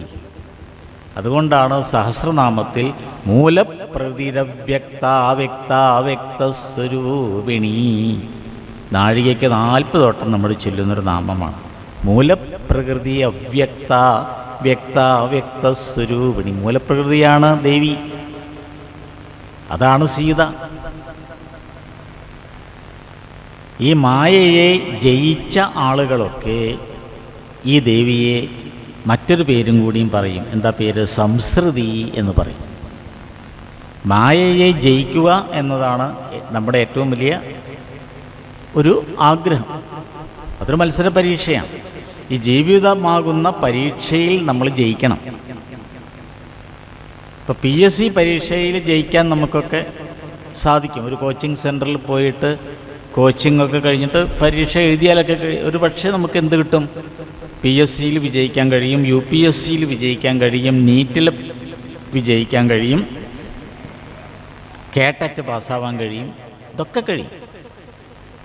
പക്ഷെ ജീവിതം ഏറ്റവും വലിയൊരു പരീക്ഷയാണ്. അതിൽ വിജയിക്കണമെന്നുണ്ടെങ്കിൽ ഇതുകൊണ്ടൊന്നും കഴിയില്ല. അതുകൊണ്ടാണ് ഞാൻ നേരത്തെ ഒരു തമാശ രൂപത്തിൽ പറയാറുണ്ട്, പ്രാവർത്തിക ജ്ഞാനം ഇല്ലേ? നേരത്തെ പറഞ്ഞ ഒരു കഥയിൽ പറയാറുണ്ട്, ഒരു തൊട്ടടുത്തൊരു കോളേജ്, ആ കോളേജിലേക്ക് പോകണം എന്നുണ്ടെങ്കിൽ ഒരു പുഴ കടന്ന് പോകണം. ഒക്കെ ഇതേപോലെയുള്ള കുട്ടികളാണ്, ജെൻസി, ഒക്കെ ജെൻസികളാണ്. ഈ ജെൻസികളാണ് കോളേജിലേക്ക് പോകുന്നത്. അപ്പോൾ അന്ന് കോളേജിലേക്ക് പോകാൻ പാലം ഇല്ല, തോണി തുഴഞ്ഞ് പോകണം. അപ്പോൾ തോണിക്കാരൻ വന്നു. തോണിക്കാരൻ്റെ പേര് കുഞ്ഞിരാമൻ എന്നാണ്. ഈ ജെൻസി കുട്ടികൾ കുഞ്ഞിരാമനെ വിളിക്കുക കുഞ്ഞിരാമേട്ടൻ എന്നാണ്. കുട്ടികൾ കുഞ്ഞിരാമേട്ടനെ ചോദിച്ചു, കുഞ്ഞിരാമേട്ട തോണിയെടുത്ത് വേഗം വരൂ, ഞങ്ങൾക്ക് കോളേജിൽ പോകണം, സമയമായി, ഇപ്പം ബെല്ലടിക്കും. കുഞ്ഞിരാമേട്ടൻ വന്നു. എല്ലാവരും കുഞ്ഞിരാമേട്ടൻ്റെ തോണിയിൽ കയറി. ആ തോണി മുന്നോട്ട് പോയി. അപ്പോൾ കുട്ടികൾ, ജെൻസി കുട്ടികൾ കുഞ്ഞിരാമേട്ടനെ കളിയാക്കി. കാരണം കുഞ്ഞിരാമേട്ടൻ സ്കൂളിലൊന്നും പഠിച്ചിട്ടില്ല. ജെൻസി കുട്ടികളാണെന്നുണ്ടെങ്കിൽ BSCക്കും MSCക്കും ബോട്ടണിക്കും ഒക്കെ പഠിക്കുന്ന വലിയ വലിയ കുട്ടികളാണ്. ഈ കുട്ടികൾ കുഞ്ഞിരാമേട്ടനോട് ചോദിച്ചു, കുഞ്ഞിരാമേട്ടന് സുവോളജി അറിയോ? കുഞ്ഞിരാമേട്ടൻ പറഞ്ഞു, എനിക്ക് സുവോളജി ഒന്നും അറിയില്ല കുട്ടിയെ, ഞാനൊന്നും പഠിച്ചിട്ടില്ല. കുഞ്ഞിരാമേട്ടൻ്റെ ജീവിതം കാൽഭാഗം പോയി. You lost quarter. കാൽഭാഗം നിങ്ങൾക്ക് നഷ്ടപ്പെട്ടു. Quarter life, lost quarter life എന്നാണ്. പിന്നെയും തോണി മുന്നോട്ട് പോയി. പുഴയിലാണെങ്കിലോ നല്ല ശക്തിയുള്ള ഒഴുക്കാണ്, നല്ല വെള്ളം. കുട്ടികൾ വീണ്ടും ചോദിച്ചു, കുഞ്ഞിരാമേട്ടന് സൈക്കോളജി അറിയൂ? കുഞ്ഞിരാമേട്ടൻ പറഞ്ഞു, എനിക്ക് സൈക്കോളജി ഒന്നും അറിയില്ല കുട്ടിയോളെ, ഞാൻ പറഞ്ഞില്ലേ ഞാൻ പഠിച്ചിട്ടൊന്നുമില്ല. അപ്പോൾ കുട്ടികൾ പറഞ്ഞു, you lost your half life. നിങ്ങൾക്ക് നിങ്ങളുടെ ജീവിതത്തിൻ്റെ പകുതി നഷ്ടപ്പെട്ടു, കഷ്ടം എന്നാണ് കുട്ടികൾ ചിരിക്കാൻ തുടങ്ങി. തോണി വീണ്ടും മുന്നോട്ട് പോയി. അപ്പോൾ കുട്ടികൾ വീണ്ടും ചോദിച്ചു, കുഞ്ഞിരാമേട്ടന് സോഷ്യോളജി അറിയോ? എനിക്കറിയില്ല, ഞാൻ പറഞ്ഞില്ലേ അറിയില്ല. നിങ്ങളെന്താ എന്നെ കളിയാക്കുകയാണോ, പരിഹസിക്കുകയാണോ? എന്നാൽ കുഞ്ഞിരാമേട്ടൻ്റെ ജീവിതം മുഴുവനും പോയി. കുട്ടികൾ പറഞ്ഞു. കുഞ്ഞിരാമേട്ടൻ കുറേ നേരം നോക്കി, തോണി നിയന്ത്രിച്ചാൽ നിൽക്കുന്നില്ല, അടിയൊഴുക്ക് കൂടുതലാണ്. കിഴക്കൻ മലയിൽ മഴ പെയ്തു, ആ കുത്തിയൊഴുക്ക് നല്ല വന്നു, കലങ്ങി വെള്ളം മറിഞ്ഞു വരികയാണ്. തോണി നിയന്ത്രിച്ചാൽ നിൽക്കുന്നില്ല എന്ന് ഉറപ്പായി. ഏകദേശം പുഴ നടുവിലെത്തി തോണി. അപ്പോൾ കുഞ്ഞിരാമേട്ടൻ കുട്ടികളോട് തിരിച്ച് പരിഭ്രമിച്ചൊരു ചോദ്യം ചോദിച്ചു. കുട്ടികളെ, നിങ്ങൾക്ക് നീന്തോളജി അറിയുമോ ചോദിച്ചു. കുട്ടികൾ പറഞ്ഞു, അയ്യോ അത് ഞങ്ങൾക്കറിയില്ല, ഞങ്ങൾ ജീവിതം മുഴുവനും പോയി എന്ന് പറഞ്ഞു. You lost your life full, all life, എല്ലാ ജീവിതം പറ്റപ്പോയി, ചാടിക്കോ. കുട്ടികൾ ചാടി നീന്തി കുടിച്ച് ജീവിതത്തിൽ സോഷ്യോളജിയും ബയോളജിയും ബോട്ടണിയും ഇതൊന്നും പഠിച്ചിട്ട് കാര്യമില്ല, ആദ്യമായിട്ട് ജീവിക്കാൻ പഠിക്കണം. ബോട്ടണിയും സോഷ്യോളജിയും കൊണ്ട് ജീവിക്കാൻ പഠിയില്ല, ജീവിതം വേറെയാണ്. ആ ജീവിതമാകുന്ന പരീക്ഷയിലാണ് നിങ്ങൾ പാസ്സാവേണ്ടത്. അതാണ് ഏറ്റവും വലിയ പരീക്ഷ. ഏറ്റവും വലിയ എക്സാമിനേഷൻ ഏതാ ചോദിച്ചാൽ അത് നീറ്റും നെറ്റും ഒന്നുമല്ല. ഏറ്റവും വലിയ പരീക്ഷ ഏതാ ചോദിച്ചാൽ അത് ജീവിതമാണ്. അത് പാസ്സാവാൻ കഴിയാത്ത കുറേ ഹതഭാഗ്യരാണ് നമ്മളെല്ലാവരും. നല്ലൊരു ജോലി നമുക്ക് കിട്ടിയില്ല, നല്ലൊരു ജോലിക്ക് വേണ്ടി നമ്മളൊക്കെ ശ്രമിച്ചു, വിചാരിച്ച ജോലി നമുക്ക് കിട്ടിയില്ല. നല്ലൊരു വീട്ടിൽ നിന്ന് നല്ലൊരു ദാമ്പത്യ ബന്ധം, നല്ലൊരാളെ വിവാഹം കഴിക്കണം എന്നൊരു ആഗ്രഹമുണ്ട്, സാധിച്ചില്ല. വിവാഹ ജീവിതം നഷ്ടം. നമ്മൾ ആഗ്രഹത്തിനനുസരിച്ചിട്ടുള്ള വിവാഹം നടന്നില്ല, ആഗ്രഹത്തിനനുസരിച്ചിട്ടുള്ള ഒരു വീട് കുത്തിപ്പൊത്തിക്കാൻ സാധിച്ചില്ല. മറ്റുള്ളവർക്ക് വലിയ വലിയ വാഹനങ്ങളിലൊക്കെ പോകുന്നുണ്ട്, അതുപോലൊരു വാഹനം പോട്ടെ, വിലക്കുറവുള്ള ഒരു നാനോ അതെങ്കിലും വാങ്ങാൻ സാധിക്കുന്നില്ല. ഇങ്ങനെ നിരാശയുടെ പടുകുഴിയിൽ വീണ് ജീവിതമാകുന്ന പരീക്ഷയിൽ തോറ്റ് കിടക്കുകയാണ് നമ്മൾ എന്ന് ധരിച്ച് നമ്മൾ അവിടെ തന്നെ കിടക്കരുത്. ഇതൊരു തോൽവിയല്ല, ഇതൊരു പതനമല്ല. അവിടെയൊക്കെ നമുക്ക് കൈപിടിച്ച് നമ്മളെ ഉയർത്തിക്കൊണ്ടുവരാൻ ഒരാൾ അവിടെ നിൽക്കുന്നുണ്ട്, നമ്മുടെ ഉള്ളിലുണ്ട്. ഇന്നല്ലെങ്കിൽ നാളെ നമ്മളതിൽ നിന്നും ഉയർന്നു എഴുന്നേറ്റ് വരും. എബ്രഹാം ലിങ്കണെക്കുറിച്ച് നിങ്ങൾ കേട്ടിട്ടുണ്ടോ? അമേരിക്കയിലെ പ്രസിഡൻ്റായിരുന്നു. പോട്ടെ, അമേരിക്കൻ പ്രസിഡൻറ്റ് പോട്ടെ, ഇന്ത്യയുടെ പ്രസിഡൻറ്റ് അബ്ദുൽ കലാം കേട്ടിട്ടുണ്ടോ? അദ്ദേഹം മരിച്ചുപോയി. ഇന്ത്യൻ പ്രസിഡൻ്റായിരുന്നു. അദ്ദേഹം പരീക്ഷയിൽ തോറ്റ ആളാണ്. ആദ്യകാലത്ത് ജീവിതമാകുന്ന പരീക്ഷയിൽ രാമേശ്വരത്ത് നിന്ന് വരുന്ന ട്രെയിനിൽ പത്രം വിറ്റ് നടന്നിരുന്നു. പത്രം വിറ്റ് നടക്കുക, തമിഴ് പത്രം ട്രെയിനിൽ വിൽക്കുക, എന്നിട്ട് കുടുംബം പോറ്റിയ ആളാണ് അബ്ദുൽ കലാം. പിന്നീട് ഇന്ത്യയിൽ വെച്ച് ഏറ്റവും കൂടുതൽ സർക്കാർ ശമ്പളം വാങ്ങുന്ന ഉദ്യോഗസ്ഥനായിട്ട് അദ്ദേഹം മാറി. ഇതാണ് നേരത്തെ ഞാൻ എബ്രഹാം ലിങ്കണെ തട്ടി മാറ്റിയത്. കാരണം ഭാരതീയനായ ഒരാളുണ്ടാകുമ്പോൾ എന്തിനാ നമുക്ക് എബ്രഹാം ലിങ്കൺ? പോട്ടയാണ്. എന്നാൽ വെറുതെ പോട്ടെ എന്നുള്ള ആളെ നമുക്ക് തിരിച്ചിങ്ങോട്ട് തന്നെ വിളിക്കാം വേണമെങ്കിൽ. ലിങ്കൺ എങ്ങനെ ജീവിച്ചത്? വീട്ടിൽ കറണ്ട് ഉണ്ടായിരുന്നില്ല, വായിക്കണം, പഠിക്കണം. ആ കുട്ടി വീട്ടിൽ മണ്ണെണ്ണ വാങ്ങിയിട്ട്, നമ്മളൊക്കെ കുറേ മണ്ണെണ്ണ വിളക്കിൽ പഠിച്ചവരാണ്, ഞാനൊക്കെ മണ്ണെണ്ണ വിളക്ക് പഠിച്ചിട്ടാണ് വളർന്നത്.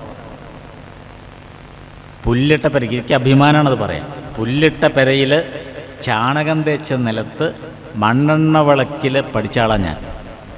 എൻ്റെ കുട്ടിയോടത് പറഞ്ഞാൽ കുട്ടി പറയും അത് തന്ത വൈബാണ്. അതെ, ഞാൻ എൻ്റെ മകളെ വിളിച്ച് മകളോട് പറഞ്ഞു, ഞാൻ വളർന്നത് ഇങ്ങനെയാണ് മോളെ. അവൾ പറഞ്ഞു, അച്ഛനൊക്കെ തന്ത വൈബ്, ഏത് കാലത്ത് അതൊക്കെ ഇങ്ങനെ. അപ്പം ഞാൻ ചോദിച്ചു, എന്താണ് അതിൻ്റെ അർത്ഥം? ഈ തന്ത വൈബ് എന്ന് പറഞ്ഞാൽ അത് പഴയ കാലഘട്ടങ്ങളാണ് ഏറ്റവും നല്ലത് എന്നും ശാസ്ത്രം പുരോഗതി പ്രാപിച്ചു എന്നും അതിനനുസരിച്ചിട്ടുള്ള മാറ്റങ്ങൾ ഉൾക്കൊള്ളാൻ ആ പ്രാകൃത മനസ്സിന് കഴിയുന്നില്ല എന്നുമുള്ള ഒരു ധാരണ ഉണ്ടാകുമ്പോൾ അതിനെ വിളിക്കുന്ന ഒരു ഓമന പേരാണ് വൈബ്. അത് അന്തയോ തള്ളയോ ആയിക്കോട്ടെ. ഞാൻ പറഞ്ഞു, അത് വൈബല്ല മോളെ, അത് യാഥാർത്ഥ്യമാണ്. യാഥാർത്ഥ്യത്തിന് നേരെ നീ മുഖം മറക്കരുത്. ഞാൻ അനുഭവിച്ച് വളർന്നവനാണ്. കയ്പ് നീര് കുടിച്ചിട്ടുണ്ട്, സന്തോഷത്തിൻ്റെ അമൃത് കുടിച്ചിട്ടുണ്ട്. പക്ഷെ പഴയത് ഇന്ന് പുതിയതായിട്ട് വരുമ്പോൾ അത് നമ്മൾ വൈബ് എന്ന് പറഞ്ഞ് കളയരുത്. പലതും പഴതാണ്, നീ മറക്കരുത്. നമ്മൾ ഇന്നലെ ടൗണിൽ പുതിയൊരു കടയുടെ ഉദ്ഘാടനം ഉണ്ടായില്ലേ? അതിന് നമ്മളെല്ലാവരും പോയില്ലേ അമ്മയോടൊപ്പം?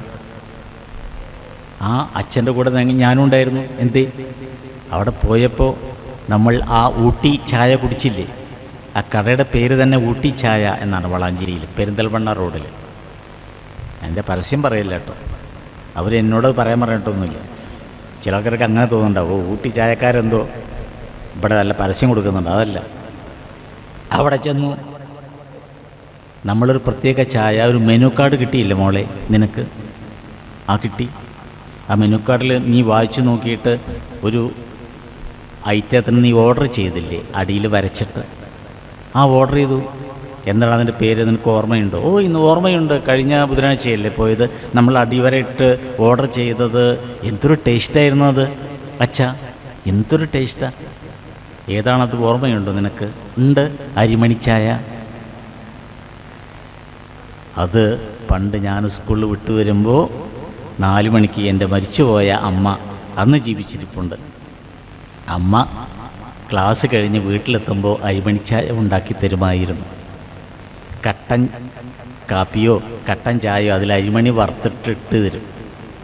ഇന്നത് ഊട്ടി ചായ എന്ന റെസ്റ്റോറൻറ്റിൽ ആ അലമാറയിൽ ആ സ്ഫടികച്ചില്ലിലൂടെ ഒരു ബംഗാളി തൊപ്പിയുമൊക്കെ ഇട്ട് ഉണ്ടാക്കുന്നത് കണ്ട് വന്നപ്പോൾ നിനക്കത് വേണം, അരിമണി ചായ, അരിമണി ടീ.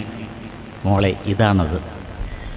ഇനിയും പലതുമുണ്ട്. ആ പഴയത് പലതും പുതിയ രീതിയിൽ അവതരിച്ചിട്ടുണ്ട്. അത് നമുക്ക് വൈബ്, ഇന്നത്തെ ഏറ്റവും വലിയ വൈബ് അതാണ്. അത് പഴമയാണ്. പഴമയെ നമുക്കൊരിക്കലും മോളെ ഇങ്ങനെ തള്ളിക്കളയരുത്. അത് കാലഘട്ടത്തിൽ വേഷം മാറി മാരീചനെ പോലെ വരും. പഴയത് പലതും മാരീചനെ പോലെ വരുന്നുണ്ട് ഇപ്പോൾ അതാണ് ഫാഷൻ. നിനക്കറിയോ മോളെ, നീ ധരിച്ചിരിക്കുന്ന ഈ പാൻറ്റുണ്ടല്ലോ, ഇത് നിൻ്റെ അച്ഛൻ, അച്ഛൻ കോളേജിൽ പഠിക്കുന്ന കാലത്ത് ഈ മാതിരി ഒരു പാൻറ്റിട്ട് നടന്നിരുന്നു ഞാൻ. ഏതാ കാലഘട്ടം? 80കളിൽ. അന്ന് ഏറ്റവും വലിയ ഹീറോ ആരായിരുന്നു നിനക്കറിയോ? അന്ന് ഏറ്റവും വലിയ ഹീറോ ആയിരുന്നു ജയൻ, സിനിമാ നടൻ. അവൾ ചോദിച്ചു എൻ്റെ മുഖത്ത് നോക്കി, ജയനോ? അതാരാ? അവൾക്കറിയില്ല. ഞാൻ ബ്ലാക്ക് ആൻഡ് വൈറ്റ് പഴയൊരു സിനിമ കാണിച്ചു കൊടുത്തു. എന്താ ഇയാൾ ഇങ്ങനെ ഒരു കോമാളിത്തരം കാണിക്കുന്നത്? അവൾക്ക് അയാളൊരു കോമാളിയാണ്. പക്ഷേ അയാൾ ധരിച്ച ബെൽ ബോട്ടൺ എന്ന പാൻറ്റുണ്ടല്ലോ, അതാണ് നീ ധരിച്ചിരിക്കുന്നത്. ഇപ്പോൾ ഇതാ ഫാഷൻ. പെൺകുട്ടികൾ മുഴുവനും ധരിക്കുന്നത് ബെൽ ബോട്ടൺ പാൻറ്റാണ്. ഇത് ബെൽ ബോട്ടമിൻ്റെ, ഓ ഇത് ശരിയാണല്ലോ അച്ഛാ, ഇതേ പാൻറ്റ് അയാൾ ധരിച്ചിട്ടുണ്ട്. അയാളല്ല, അയാളെ തൊട്ടടുത്ത് സുകുമാരൻ, സോമൻ, ഇവരൊക്കെയായിരുന്നു പഴയ നടന്മാർ. അവരൊക്കെ ധരിച്ചിട്ടുണ്ട് ഇതേമാതിരി. ഇത് എൻ്റെ യൗവനം, എൻ്റെ ബാല്യത്തിലുള്ള ചില നടന്മാരുണ്ട്. ഞാൻ അവരെ നിനക്ക് വേണമെങ്കിൽ കാണിച്ചു തരാം. മരിച്ചുപോയ എസ് ജാനകി ശബ്ദം കൊടുത്ത പഴയ സിനിമ ഗാനങ്ങൾ, അതിൽ സത്യനായാലും നസീറായാലും അവരുടെ പാട്ടുകൾ. നസീർ പോലും വരുന്നതിന് മുമ്പുള്ള ഒരു സിനിമയിൽ ഒരു സിനിമ നടി ഒരു പാട്ട്, അതാണല്ലോ ഇന്ന് ഏറ്റവും വലിയ ഹിറ്റായിട്ടുള്ള പാട്ട് അല്ലേ?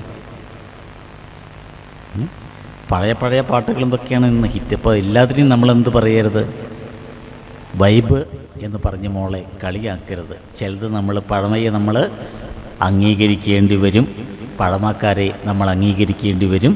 അവരിൽ നിന്നും അവർക്ക് അനുഭവങ്ങളുണ്ട്. ആ അനുഭവങ്ങൾ നമുക്ക് ഒരുപാട് കാര്യങ്ങൾ പറഞ്ഞു തരും. അതുകൊണ്ട് ഒരിക്കലും അങ്ങനെ പറയരുത് എന്ന് പറഞ്ഞ് ഞാൻ ഒരു മസ്തിഷ്ക പ്രക്ഷാളനം നടത്തി.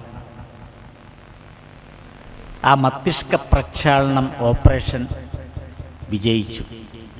സാധാരണ നമ്മൾ പറയാറുണ്ടല്ലോ, ഡോക്ടർമാർ പറയാറില്ലേ, ഓപ്പറേഷനൊക്കെ സക്സസ്സായി, പക്ഷേ പേഷ്യൻ്റ് ഡൈഡ്. അതേപോലെയായി. മസ്തിഷ്ക പ്രക്ഷാളനമൊക്കെ കഴിഞ്ഞു, അവൾക്ക് കാര്യമൊക്കെ മനസ്സിലായി. പിന്നെ അവൾ ഡൈഡ് എന്ന് വെച്ചാൽ മുണ്ടാട്ടില്ല. പിന്നെ അതിനെക്കുറിച്ചൊന്നും പറഞ്ഞിട്ടില്ല, പഴമയെ കളിയാക്കില്ല, കാര്യങ്ങൾ മനസ്സിലായി. വാസ്തവത്തിൽ ജീവിതം എന്ന് പറഞ്ഞപ്പോൾ അതൊരു പരീക്ഷയാണ്, അതിൽ പാസ്സാവുക എന്നുള്ളത്. അതുകൊണ്ടാണ് ഇവിടെ പറയുന്നത്. ആ വരിയൊന്ന് വായിക്കാം. രാമായണ പ്രഭാഷണമാണ്. പലർക്കും തോന്നും രാമായണം വായിക്കാതെ ഇതെന്തൊരു പ്രഭാഷണം. അതുകൊണ്ട് ആ പരാതി വേണ്ട. അതുകൊണ്ട് 3-4 വരികളൊന്ന് വായിക്കാം, ഇപ്പോൾ പറഞ്ഞ ആശയം ഉൾക്കൊള്ളുന്നത്. മഹത്തത്വവും അഹങ്കാരവും സംസാരവും മഹദ്വേദികളേവം മൂന്നായി ചൊല്ലിയിടുന്നു. സാത്വികം രാജസവും താമസമെന്നീ വണ്ണം വേദ്യമായി ചമഞ്ഞതു മൂന്നുമെന്നറിഞ്ഞാലും താമസത്തിങ്കൽ നിന്നു സൂക്ഷ്മതന്മാത്രകളും ഭൂമിപൂർവകസ്ഥൂല പഞ്ചഭൂതവും പിന്നെ രാജസത്തിങ്കൽ നിന്നുണ്ടായതിന്ദ്രിയങ്ങളും തേജോരൂപങ്ങളായ ദൈവതങ്ങളും പിന്നെ സാത്വികത്തിങ്കൽ നിന്നു മനസ്സുമുണ്ടായി വന്നു. സൂത്രരൂപകം ലിംഗം ഇവറ്റിൽ നിന്നുണ്ടായി. ജീവിതത്തിൽ നമ്മുടെ അവയവങ്ങളൊക്കെ ഉണ്ടായത് ഓരോ ഭാവങ്ങളിൽ നിന്നാണ്. സാത്വികം, രാജസം, താമസം, ഈ 3 ഗുണങ്ങളിൽ നിന്നാണ് നമ്മുടെ ഇന്ദ്രിയങ്ങളൊക്കെ നമുക്കുണ്ടായത്. അതുകൊണ്ടാണ് ഈ ഇന്ദ്രിയങ്ങളിലൂടെയാണ് നമുക്ക് വികാരങ്ങൾ വരുന്നത്. മനസ്സാണ് ഇന്ദ്രിയങ്ങളുടെ രാജാവ്. ഇന്ദ്രിയേഭ്യ പരം മനാന്ന്, ഇന്ദ്രിയാണി ഹയണ്യാഹു, അങ്ങനെ ഒരു ഉപനിഷത്തിലൊരു ഭാവനയുണ്ട്. ഇന്ദ്രിയങ്ങളൊക്കെ കുതിരകളെപ്പോലെയാണ്, അത് മുന്നോട്ട് പോകുന്നവരാണ്. അപ്പോൾ അതിനെന്ത് വേണം? ഒരു കടിഞ്ഞാണ് വേണം. അപ്പോൾ കടിഞ്ഞാണ് ഏതാ ചോദിച്ചാൽ മനഃപ്രഗ്രഹമേവച്ച. മനഃപ്രഗ്രഹം, പ്രഗ്രഹം എന്ന് പറഞ്ഞാൽ കടിഞ്ഞാൺ. അപ്പോൾ മനസ്സാണ് കടിഞ്ഞാണ്. ഈ മനസ്സിൽ നിന്നുമുണ്ടായ സാത്വിക, രാജസ, താമസ ഭാവങ്ങളിൽ നിന്നുമൊക്കെ ഇന്ദ്രിയങ്ങളും ലിംഗങ്ങളും ഒക്കെ ഉണ്ടാവുകയാണ് എന്ന് പറയുന്നു. അതിൽ സാത്വികമായിരിക്കുന്ന ഭാവത്തിൽ നിന്നാണ് മനസ്സുണ്ടായത്. അപ്പോൾ മനസ്സിൻ്റെ സ്ഥായി ഭാവം എന്ന് പറയും. അതെന്താ ചോദിച്ചാൽ സാത്വികമാണ്, ശാന്തമാണ്. എല്ലാവരുടെയും മനസ്സിൻ്റെ ബേസിക് ക്യാരക്ടർ ഏതാ ചോദിച്ചാൽ ശാന്തമാണ്. നമ്മുടെ മനസ്സൊക്കെ ശാന്തമാണ്. പക്ഷെ നമുക്ക് ലൗകിക വിഷയങ്ങളിലൊക്കെ ഈ രമിച്ച് എന്തായി മനസ്സിൻ്റെ ആ സാത്വികമായ ഭാവം നഷ്ടപ്പെടുകയാണ്. അപ്പോൾ മനസ്സിൻ്റെ സാത്വികമായ ഭാവം നഷ്ടപ്പെടുമ്പോഴാണ് നമ്മൾക്ക് ഈ യോഗ മുതലായിട്ടുള്ള ധ്യാനമാർഗങ്ങളിലൂടെയൊക്കെ നമ്മൾ അത് വീണ്ടെടുക്കാൻ വേണ്ടി ശ്രമിക്കുന്നത്. അതിനാണ് മാനസിക ആരോഗ്യമുണ്ടാക്കാൻ വേണ്ടി നമ്മൾ ശ്രമിക്കുന്നത്. ശാരീരിക ആരോഗ്യം ഉണ്ടാക്കാൻ നമുക്ക് മരുന്ന് മതി. പക്ഷെ മാനസികാരോഗ്യം ഉണ്ടാക്കാൻ നമ്മുടെ മനസ്സിന് നല്ല ചികിത്സ വേണം. അപ്പോൾ ശാന്തത മനസ്സിൽ നിലനിർത്താൻ നമുക്ക് സാധിക്കണം. അതിന് വേണ്ടത് ഇതാണ്. എന്നിട്ട് പറയുന്നു, ദേവമാനുഷ തിര്യഗ്യോനിജാതികൾ ബഹു സ്ഥാവരജംഗമമുഖ പൂർണ്ണമായി ഉണ്ടായി വന്നു. തൊന്മായാഗുണങ്ങളെ 3 ബ്രഹ്മാവും വിഷ്ണുതാനും രുദ്രനും ഉണ്ടായി വന്നു. സൃഷ്ടി, സ്ഥിതി, സംഹാരം. ബ്രഹ്മാവ് സൃഷ്ടി, മരിക്കുന്നത് വരെയുള്ള കാര്യങ്ങൾ ഈ ലോകത്തിൽ കൊണ്ടു നടക്കുന്നത് മഹാവിഷ്ണു. സ്ഥിതി, മരിച്ചു കഴിഞ്ഞാൽ ഏത് ജീവജാലങ്ങൾക്കും മരണമുണ്ട്. അത് സംഹാരം. ഒരു വിത്ത് കുഴിച്ചിട്ടു, അതുണ്ടായി, മരമായി, കുറേ കാലം മരമായിട്ട് നിന്നു. ഒടുവിൽ അത് നശിച്ച് ദ്രവിച്ച് പോയി, ചിതലരിച്ചു പോയി. അപ്പോൾ ചിതലരിക്കാത്ത ഒരു ദേഹവും ഈ ലോകത്തിലില്ല. അങ്ങനെ അരിച്ച് ഈ ലോകത്തിലെ എല്ലാ ജീവജാലങ്ങളും നഷ്ടപ്പെടുമ്പോഴാണ് പുതിയ ജീവനുകൾ ഈ ലോകത്തിലുണ്ടാവുന്നത്. ഒരാളുണ്ടായി, ജനിച്ചു. ആ വ്യക്തി 20 വയസ്സ്, 30 വയസ്സ്, 40 വയസ്സ്, 60 വയസ്സ്, അങ്ങനെ വയസ്സ് കൂടി വന്ന് ഒരു 90 വയസ്സ്, 100 വയസ്സ്. ഒരു മനുഷ്യൻ്റെ ശരാശരി ആയുസ് പണ്ട് 120ആണ്. 120 വയസ്സ് വരെ ജീവിച്ചാൽ എന്താണൊരവസ്ഥ? ഇത് പണ്ടത്തെ പരമശിവനത് കണ്ടു ഭഗവാൻ. ഇളങ്ങനെ ജീവിക്കുകയാണ്. കുറേ ജീവിക്കുമ്പോൾ എന്തായി? കണ്ണ് കാണില്ല, ചെവി കേൾക്കില്ല, രുചി അറിയില്ല, നടക്കാൻ വയ്യ, പിന്നെ തവളയുടെ മാതിരിയാവും. അങ്ങനൊരു തുള്ളലുണ്ട് തുഞ്ചത്തെഴുത്തശ്ശല ഈ കുഞ്ചൻ നമ്പ്യാർ എഴുതിയ തുള്ളൽ. കാലനില്ലാത്ത കാലൻ. കാലനെ മഹാദേവൻ കൊന്നു. പിന്നെ കാലൻ ഇല്ല. ആളുകളെ ഒന്നും കാലം കൊണ്ടുവരാൻ വരുന്നില്ല. നമ്മളൊക്കെ പറയും എന്താ കാല വരാത്ത, എല്ലാവരും പറയും. പണ്ടൊരു മുത്തശ്ശി ഇതേപോലെ എഞ്ചിനീയറിംഗ് കോളേജിൻ്റെ അടുത്ത് താമസിച്ചിരുന്നു. ആ മുത്തശ്ശി എന്നും പറയും സന്ധ്യയായ കാല എന്താ കൊണ്ടുവരാൻ വരാത്ത, കാല എന്നെ കൊണ്ടുപോകണേ എന്ന് പറഞ്ഞ കരയും. എഞ്ചിനീയറിംഗ് കോളേജിലെ കുട്ടികൾക്കൊക്കെ അത് വലിയൊരു ശല്യമായി. സന്ധ്യാസമയത്ത് പഠിക്കാൻ വേണ്ടി ഇരിക്കുമ്പോഴാവും മുത്തശ്ശിയുടെ കരച്ചിൽ, കാല എന്നെ കൊണ്ടുപോകണേ. കുട്ടികളെന്ത് ചെയ്തു, 2-3 കുട്ടികൾ വിചാരിച്ചാൽ മുത്തശ്ശിയുടെ കരച്ചിൽ ഇനി മാറ്റിയിട്ട് ഇനി വേറെ കാര്യം, കാരണം പഠിക്കാൻ പറ്റണ്ടേ. ഒരാളെന്ത് ചെയ്തു, മുത്തശ്ശി പുറത്തേക്ക് അങ്ങോട്ട് പോയപ്പോൾ മുത്തശ്ശിയുടെ കട്ടിലിൻ്റെ അടിയിൽ ഒളിച്ചിരുന്നു. ഒരുത്തൻ പുറത്ത് ഒളിച്ചിരുന്നു, ചുമരിൻ്റെ അപ്പുറത്ത് മാറിയിരുന്നു. എന്നിട്ട് എന്തായി എന്ന് വെച്ചാൽ മുത്തശ്ശി പതിവ് പോലെ കയ്യും കാലമൊക്കെ കഴുകി വൃത്തിയാക്കി വന്നു, കട്ടിൽ മുകളിൽ നൂണ്ട് നിവർന്ന് കിടന്നു, കരയാൻ തുടങ്ങി, കാല എന്നെ കൊണ്ടുപോകണേ, കാല കൊണ്ടുപോകണേ. അപ്പോൾ പുറത്ത് കട്ടിലിൻ്റെ ചുവട്ടിലൊരുത്തരിക്കുണ്ടല്ലോ, ഒരുത്തൻ മുകളിലും കയറി കൂട്ടിയിട്ടുണ്ട് അട്ടത്ത്. അപ്പം അട്ടത്ത് കയറി കൂടിയവൻ എന്തു പറഞ്ഞു, ഭക്തേ വരിക സമയമായി. അതോടുകൂടി ഈ കട്ടിലിൻ്റെ ചോട്ടിലിരിക്കുന്ന ആൾ ഒന്ന് കട്ടിൽ പൊന്തിച്ചു, ഒന്ന് കട്ടിലൊന്നൊരിളക്കം. അല്ല മുത്തശ്ശി പറഞ്ഞു ഇത്ര പെട്ടെന്നോ? അപ്പം പുറത്ത് വാതിലിൻ്റെ അവിടെ ഒരുത്ത് നിൽക്കുന്നുണ്ട്, വേഷം മാറിയിട്ട്, വേഷപ്രച്ഛന്നനായിട്ട്. അവൻ കാലിൻ്റെ വേഷമായിട്ട് കൊമ്പമീശൊക്കെ ഉണ്ട്. അവൻ ഭക്തേ വരൂ, ഇതാ ഞാൻ വന്നിരിക്കുന്നു കയറായിട്ടേ. അപ്പം മുത്തശ്ശി പറഞ്ഞു അയ്യോ ഇന്ന് വേണ്ട, ഇപ്പോൾ വേണ്ട, കുറച്ച് ദിവസം കഴിഞ്ഞിട്ട് മതി, മകളും പേരക്കുട്ടിയൊക്കെ വരാണ്ടേ, അവർ ഇപ്പം അടുത്ത ബുധനാഴ്ച വരാമെന്നാണ് പറഞ്ഞത്, അത് കഴിഞ്ഞിട്ട് മതി. ഇങ്ങനെ ഓരോ ലൗകിക കാര്യങ്ങളും പറഞ്ഞ് അപ്പം പറഞ്ഞു മൂളുന്നൊരു അശരീരി, ഇനി മുത്തശ്ശി നിലവിളിക്കോ കരയോ? ഇനി കരയില്ല, ഇനി എന്നെ കാണണം എന്ന് പറഞ്ഞാൽ ഞാൻ ഉടൻ വരും, മുത്തശ്ശിയെ കെട്ടിക്കാറിട്ട് കൊണ്ടുപോകും. അയ്യോ ഇനി മുത്തശ്ശി കരയില്ല, ഉറപ്പല്ലേ? ഉറപ്പ്. ശരി, എന്നാൽ മുത്തശ്ശി ഉറങ്ങിക്കോളും. മുത്തശ്ശിക്കുണ്ടോ കിടന്ന ഉറക്കം വരും? കണ്ണുങ്ങട് അടച്ച ഈ രൂപമാണ് ഈ അശരീരി. ഉറങ്ങാൻ പറ്റിയില്ല മുത്തശ്ശിക്ക്. പിന്നെ എങ്ങനെയോ ഒന്നും കൂടെ കണ്ണടച്ചു, ഒന്ന് മയങ്ങി. മുത്തശ്ശി നല്ലപോലെ ഉറങ്ങിയെന്ന് അറിഞ്ഞപ്പോൾ പിന്നെ മുകളിൽ നിന്ന് ഇറങ്ങി താഴത്തേക്ക് കട്ടിലടിയിലെടുത്ത് അവരൊക്കെ പാടെ കൈ കൊടുത്തു, ഹായ് എല്ലാവരും കൂടി പരസ്പരം. നമ്മൾ മുത്തശ്ശിയുടെ കരച്ചിൽ മാറ്റി, ഇനി മുത്തശ്ശി കരയില്ല. അപ്പോൾ എന്താ പറഞ്ഞു കൊണ്ടുവരുന്നത്? പോണം ഇവിടെ നിന്ന് പോകണം എന്നൊക്കെ എല്ലാവർക്കും ആഗ്രഹമുണ്ട്, പറയുകയും ചെയ്യും നമ്മൾ പോകണം. പക്ഷേ ആ സമയം കൊണ്ട് വരുമ്പോണ്ടല്ലോ നമുക്കെല്ലാവർക്കും ദുഃഖമാണ്.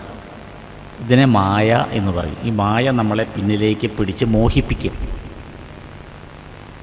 അതുകൊണ്ടാണ് പഴയ ഒരു പാട്ട്, അർത്ഥവത്തായ പാട്ടുകളൊക്കെ ഉണ്ട്. ആ പഴയൊരു പാട്ടിൽ പറയും, ഇത് ചന്ദ്രകളഭം പെയ്തുറങ്ങുന്ന ഈ തീരത്ത് വീണ്ടും വന്ന് ജനിക്കാൻ എനിക്കൊരാഗ്രഹമാണ്.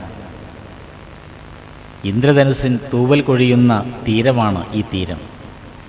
ഇവിടെ വന്ന് ജനിക്കാൻ ആഗ്രഹിക്കുന്ന കവികൾ, കലാകാരന്മാർ എല്ലാവരുമുണ്ട്. ഇവിടെ വന്ന് ജനിക്കാൻ ആഗ്രഹിക്കാത്തവരാരെയുള്ളൂ? വേദാന്തികളായ ഋഷിമാർ മാത്രം. അവർ പറയുന്നത് മുമുക്തി അഥവാ മോക്ഷം, ഇനി ഒരു ജീവിതം എനിക്ക് വേണ്ട.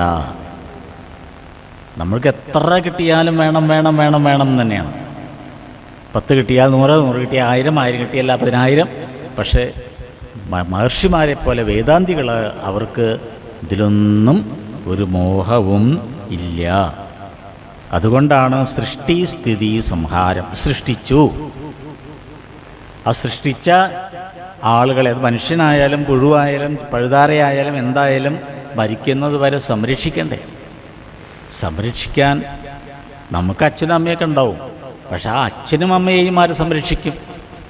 എല്ലാ കാലത്തും അച്ഛനും അമ്മയും ഉണ്ടാവില്ല. അപ്പോൾ നമ്മളെ ഒരു കുഴപ്പവും കൂടാതെ നമ്മളെ സംരക്ഷിക്കുന്നത് ഭഗവാൻ തന്നെയാണ്.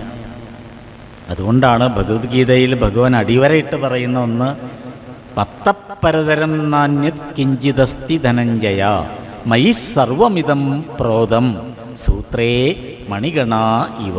നല്ലൊരു ഉപമ ഭഗവാൻ പറയാണ്. ഏതാ ഉപമ? സൂത്രേ മണിഗണ ഇവ. ഒരു ചരടിൽ മുത്തുമണികൾ കോർത്തതുപോലെ.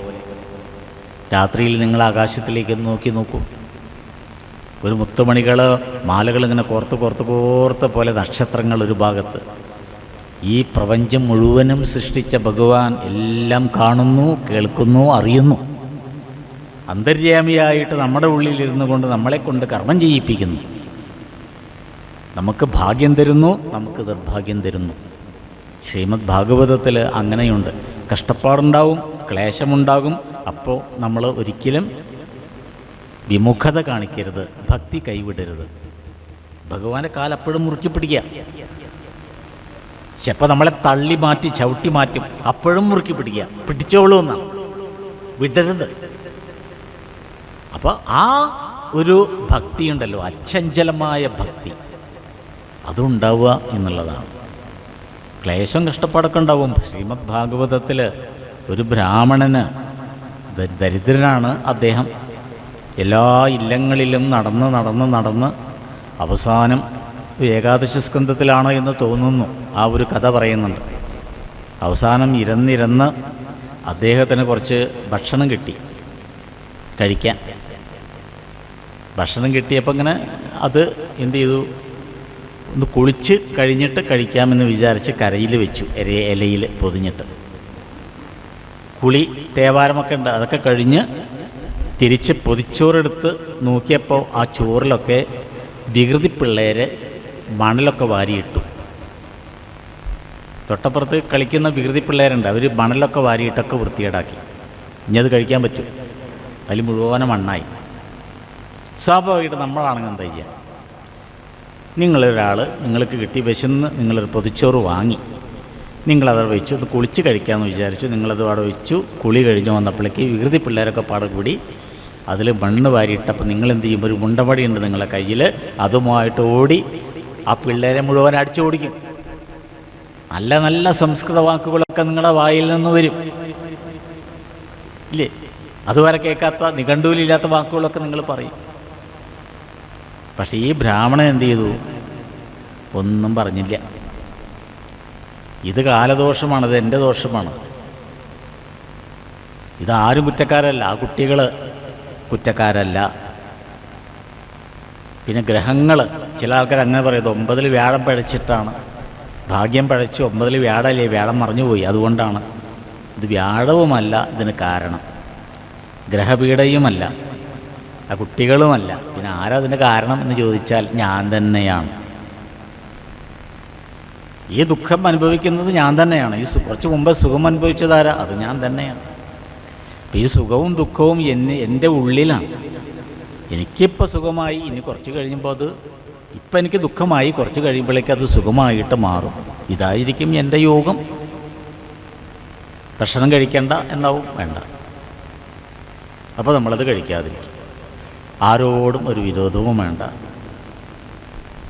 ഒരു വിഷമവും വേണ്ട, ഒന്നും വേണ്ട. ഇതാണ് ആത്മനിയന്ത്രണം. ഇതുകൊണ്ടാണ് ഭഗവത്ഗീതയിൽ വീണ്ടും പറയുന്നു, ആത്മാനം, അല്ലേ?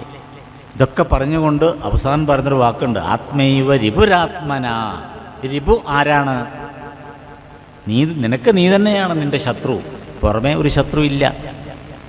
നിൻ്റെ ബന്ധു ആരാ? നീ തന്നെയാണ്. ഇത് കുറച്ചും കൂടിയും അങ്ങോട്ട് നമ്മൾ കയറുമ്പോൾ പിന്നെ നമ്മൾ പ്രാർത്ഥിക്കുന്നത് ഭഗവാനോട് എന്താ? ത്വമേവ ബന്ധുശ്ച സഖാ ത്വമേവ ത്വമേവ മാതാ ച പിതാ ത്വമേവ. അവസാനം ഒരു വരി, ത്വമേവ സർവം മമ ദേവദേവ. എൻ്റെ ബന്ധുവും എൻ്റെ പിതാവും എൻ്റെ മാതാവും എൻ്റെ ബന്ധുജനങ്ങളും എൻ്റെ എല്ലാം, അല്ലയോ ഭഗവാനെ, അന്തര്യാമിയായി എൻ്റെ ഉള്ളിൽ കുടികൊള്ളുന്ന ആ ശ്രീ ഗുരുവായൂരപ്പൻ തന്നെയാണ്. ഈ ഒരു ബോധം നമുക്കുണ്ടാവും. തുടർന്ന് പറയുന്നു, തന്മൂലം ഗുണവാനെപ്പോലെയായിതു ഭവാൻ തൊന്മഹാമായ രണ്ടു വിധമായി വന്നാളല്ലോ വിദ്യയും അവിദ്യയും എന്നുള്ള ഭേദാഖ്യയാ. രണ്ട് വിദ്യ മാത്രമേ ലോകത്തിലുള്ളൂ എന്ന് പറയാണ്. ഒന്ന് പരാവിദ്യ, ഒന്ന് അപരാവിദ്യ. അതാണ് വിദ്യ അവിദ്യ. ഒന്ന് പരാവിദ്യ, മറ്റൊന്ന് അപരാവിദ്യ. വിദ്യയെ രണ്ടായി തരംതിരിക്കുക. അതുകൊണ്ടാണ് ശ്രീനാരായണ ഗുരുസ്വാമികൾ ശിഷ്യന്മാർക്ക് പറഞ്ഞു കൊടുത്ത ഒരു ഉപദേശമുണ്ട്. പരയുടെ പാലു നുകർന്ന ഭാഗ്യവാന്മാർ, അല്ലേ, പരയുടെ പാല് നുകർന്ന ഭാഗ്യവാന്മാർക്ക്. ഈ പരയുടെ പാല് നുകർന്ന ആളുകൾക്ക് സമയം പോകുന്നില്ല എന്നുള്ള ഒരു പരാതി ഒരിക്കലും ഉണ്ടാവില്ല. അപരാവിദ്യയുടെ പാല് നുകർന്ന ആളുകൾക്ക് മാത്രമേ എന്തുള്ളൂ, പരാതി ഉണ്ടാവുള്ളൂ. അവർക്ക് സമയം പോകുന്നില്ല, മറ്റാൾക്കാർക്ക് സമയം പെട്ടെന്ന് പോകും. കാരണം പരാവിദ്യ അങ്ങനെയാണ്. പരാവിദ്യ പഠിച്ചു കഴിഞ്ഞാൽ അത് ആത്മജ്ഞാനമാണ്. ഇപ്പം നിങ്ങളൊക്കെ പഠിച്ചുകൊണ്ടിരിക്കുന്നത് പരാവിദ്യയാണ്. ഇപ്പം രാമായണമായാലും ദേവീമഹാത്മ്യമായാലും നാരായണീയമായാലും ശ്രീമദ് ഭാഗവതമായാലും അതൊക്കെ പരാവിദ്യ, പരാജ്ഞാനം എന്ന് പറയും. അപരാജ്ഞാനം എന്ന് പറഞ്ഞാൽ നമ്മൾ സ്കൂളുകളിൽ നിന്നും പഠിക്കുന്ന കിട്ടുന്ന വിദ്യാഭ്യാസം, ഫിസിക്സ്, കെമിസ്ട്രി, ബയോളജി, സയൻസ്, പിന്നെ മാത്തമാറ്റിക്സ്, പിന്നെ ജിയോളജി മുതലായിട്ടുള്ള സോഷ്യൽ സയൻസ്, ഹിസ്റ്ററി, സിവിക്സ്, ഇതൊക്കെ. പിന്നെ ലാംഗ്വേജിലേക്ക് ഇങ്ങോട്ട് വന്നാൽ ഹിന്ദി തേർഡ് ലാംഗ്വേജ്, പിന്നെ ഫസ്റ്റ് ലാംഗ്വേജ് മലയാളം അല്ലെങ്കിൽ സാൻസ്ക്രിറ്റ്, അങ്ങനെ ഇംഗ്ലീഷ്. ഇതൊക്കെ പഠിക്കുന്ന വിദ്യാഭ്യാസത്തിനെയാണ് അപരാവിദ്യ എന്ന് പറയാം മൊത്തം. ഈ അപരാവിദ്യ എന്തിനാണ് പഠിക്കുന്നത്? ഒരു ജോലി കിട്ടാൻ, സംസ്കാര സമ്പന്നനാവാൻ, ഭാഷയിലും പെരുമാറ്റത്തിലുമൊക്കെ ഒരു ഉന്നത കുലജാതനാവാൻ എന്തു വേണം? ഈ അപരാവിദ്യ പഠിക്കണം. വേണ്ടെന്ന് പറയുന്നില്ല. പക്ഷേ അപരാവിദ്യ നേടിയാലും നമുക്ക് കുലീനത ഉണ്ടായിക്കൊള്ളണമെന്നില്ല. എത്രയെത്ര അറിവുള്ളവരുണ്ട് ലോകത്തിൽ. പക്ഷേ അവരുടെ പെരുമാറ്റം, അവരുടെ സംസ്കാരം വളരെ മോശപ്പെട്ടതാണ്. ലഹരി ഉപയോഗിച്ചു കൊണ്ടിരിക്കുന്ന ഒരു യുവാവ് ഈ അടുത്ത് പിടിയിലായി, പോലീസ് പിടിയിലായി. എറണാകുളത്തു നിന്നാണ് അവനെ പിടിച്ചത്, പോലീസ് പൊക്കിയത്. നോക്കുമ്പോൾ അവൻ എംടെക് വിദ്യാർത്ഥിയാണ്. ആലോചിച്ച് നോക്കണം. ബിടെക്കിൻ്റെ PG കോഴ്സ് പഠിച്ചുകൊണ്ടിരിക്കുകയാണ് അവൻ. എംടെക് എന്തായിട്ടെന്താ കാര്യം? അപ്പോൾ ആ വിദ്യ നന്നായിട്ട് ഉണ്ട്, അപരാജ്ഞാനം നന്നായിട്ടുണ്ട്. പക്ഷെ അതുകൊണ്ട് വേണ്ട രീതിയിൽ ഒരു കുലീനനാവാൻ കഴിയില്ല. നേരെ മറിച്ച് പരാവിദ്യയിലൂടെ പോവുകയാണെങ്കിൽ വിദ്യാഭ്യാസം അവിടെ ഒരു പ്രശ്നമല്ല. രാമായണത്തിൽ ശബരി വിദ്യാഭ്യാസമുള്ളവളല്ല, ഒരു കാട്ടുജാതിക്കാരിയാണ്. അങ്കദൻ, ഹനുമാൻ, നളൻ, നീലൻ, സുഗ്രീവൻ, ഇവരൊന്നും പോസ്റ്റ് ഗ്രാജുവേറ്റ് ഒന്നുമല്ല. ഇങ്ങനെ ഓരോരുത്തരെടുക്കാം. ചരിത്രം നമുക്ക് നോക്കാം. ഇതൊക്കെ പുരാണത്തിലാണ് പറയുന്നത് എന്ന് പറയാം. ചരിത്രം നമുക്ക് നോക്കാം. മീരാബായി, ഭോജരാജാവിൻ്റെ കൊട്ടാരത്തിലുള്ള മീരാബായി, ഉത്തരേന്ത്യയിലെ ഉത്തർപ്രദേശിൽ. മീരാബായി വിദ്യാഭ്യാസമുണ്ടായിരുന്നു. എഴുത്തും അറിയില്ല, വായനയും അറിയില്ല. പക്ഷെ മീരാബായി എന്ന് കേട്ടാൽ, ഇന്ന് മീര എന്ന് കേട്ടാൽ, ഭക്ത മീര എന്ന് കേട്ടാൽ ഉത്തരേന്ത്യക്കാർക്കൊക്കെ രോമാഞ്ചം കൊള്ളും. അതാണ് പ്രത്യേകത. ശങ്കരാചാര്യസ്വാമികൾ സംസ്കൃതത്തിൽ അവഗാഹതയുണ്ട്, പക്ഷേ മറ്റുള്ള വിഷയങ്ങളൊന്നും അദ്ദേഹത്തിന് അറിയില്ല. സർവജ്ഞപീഠം കയറിയത് ശങ്കരാചാര്യസ്വാമികൾ എന്തു പറഞ്ഞിട്ടാ?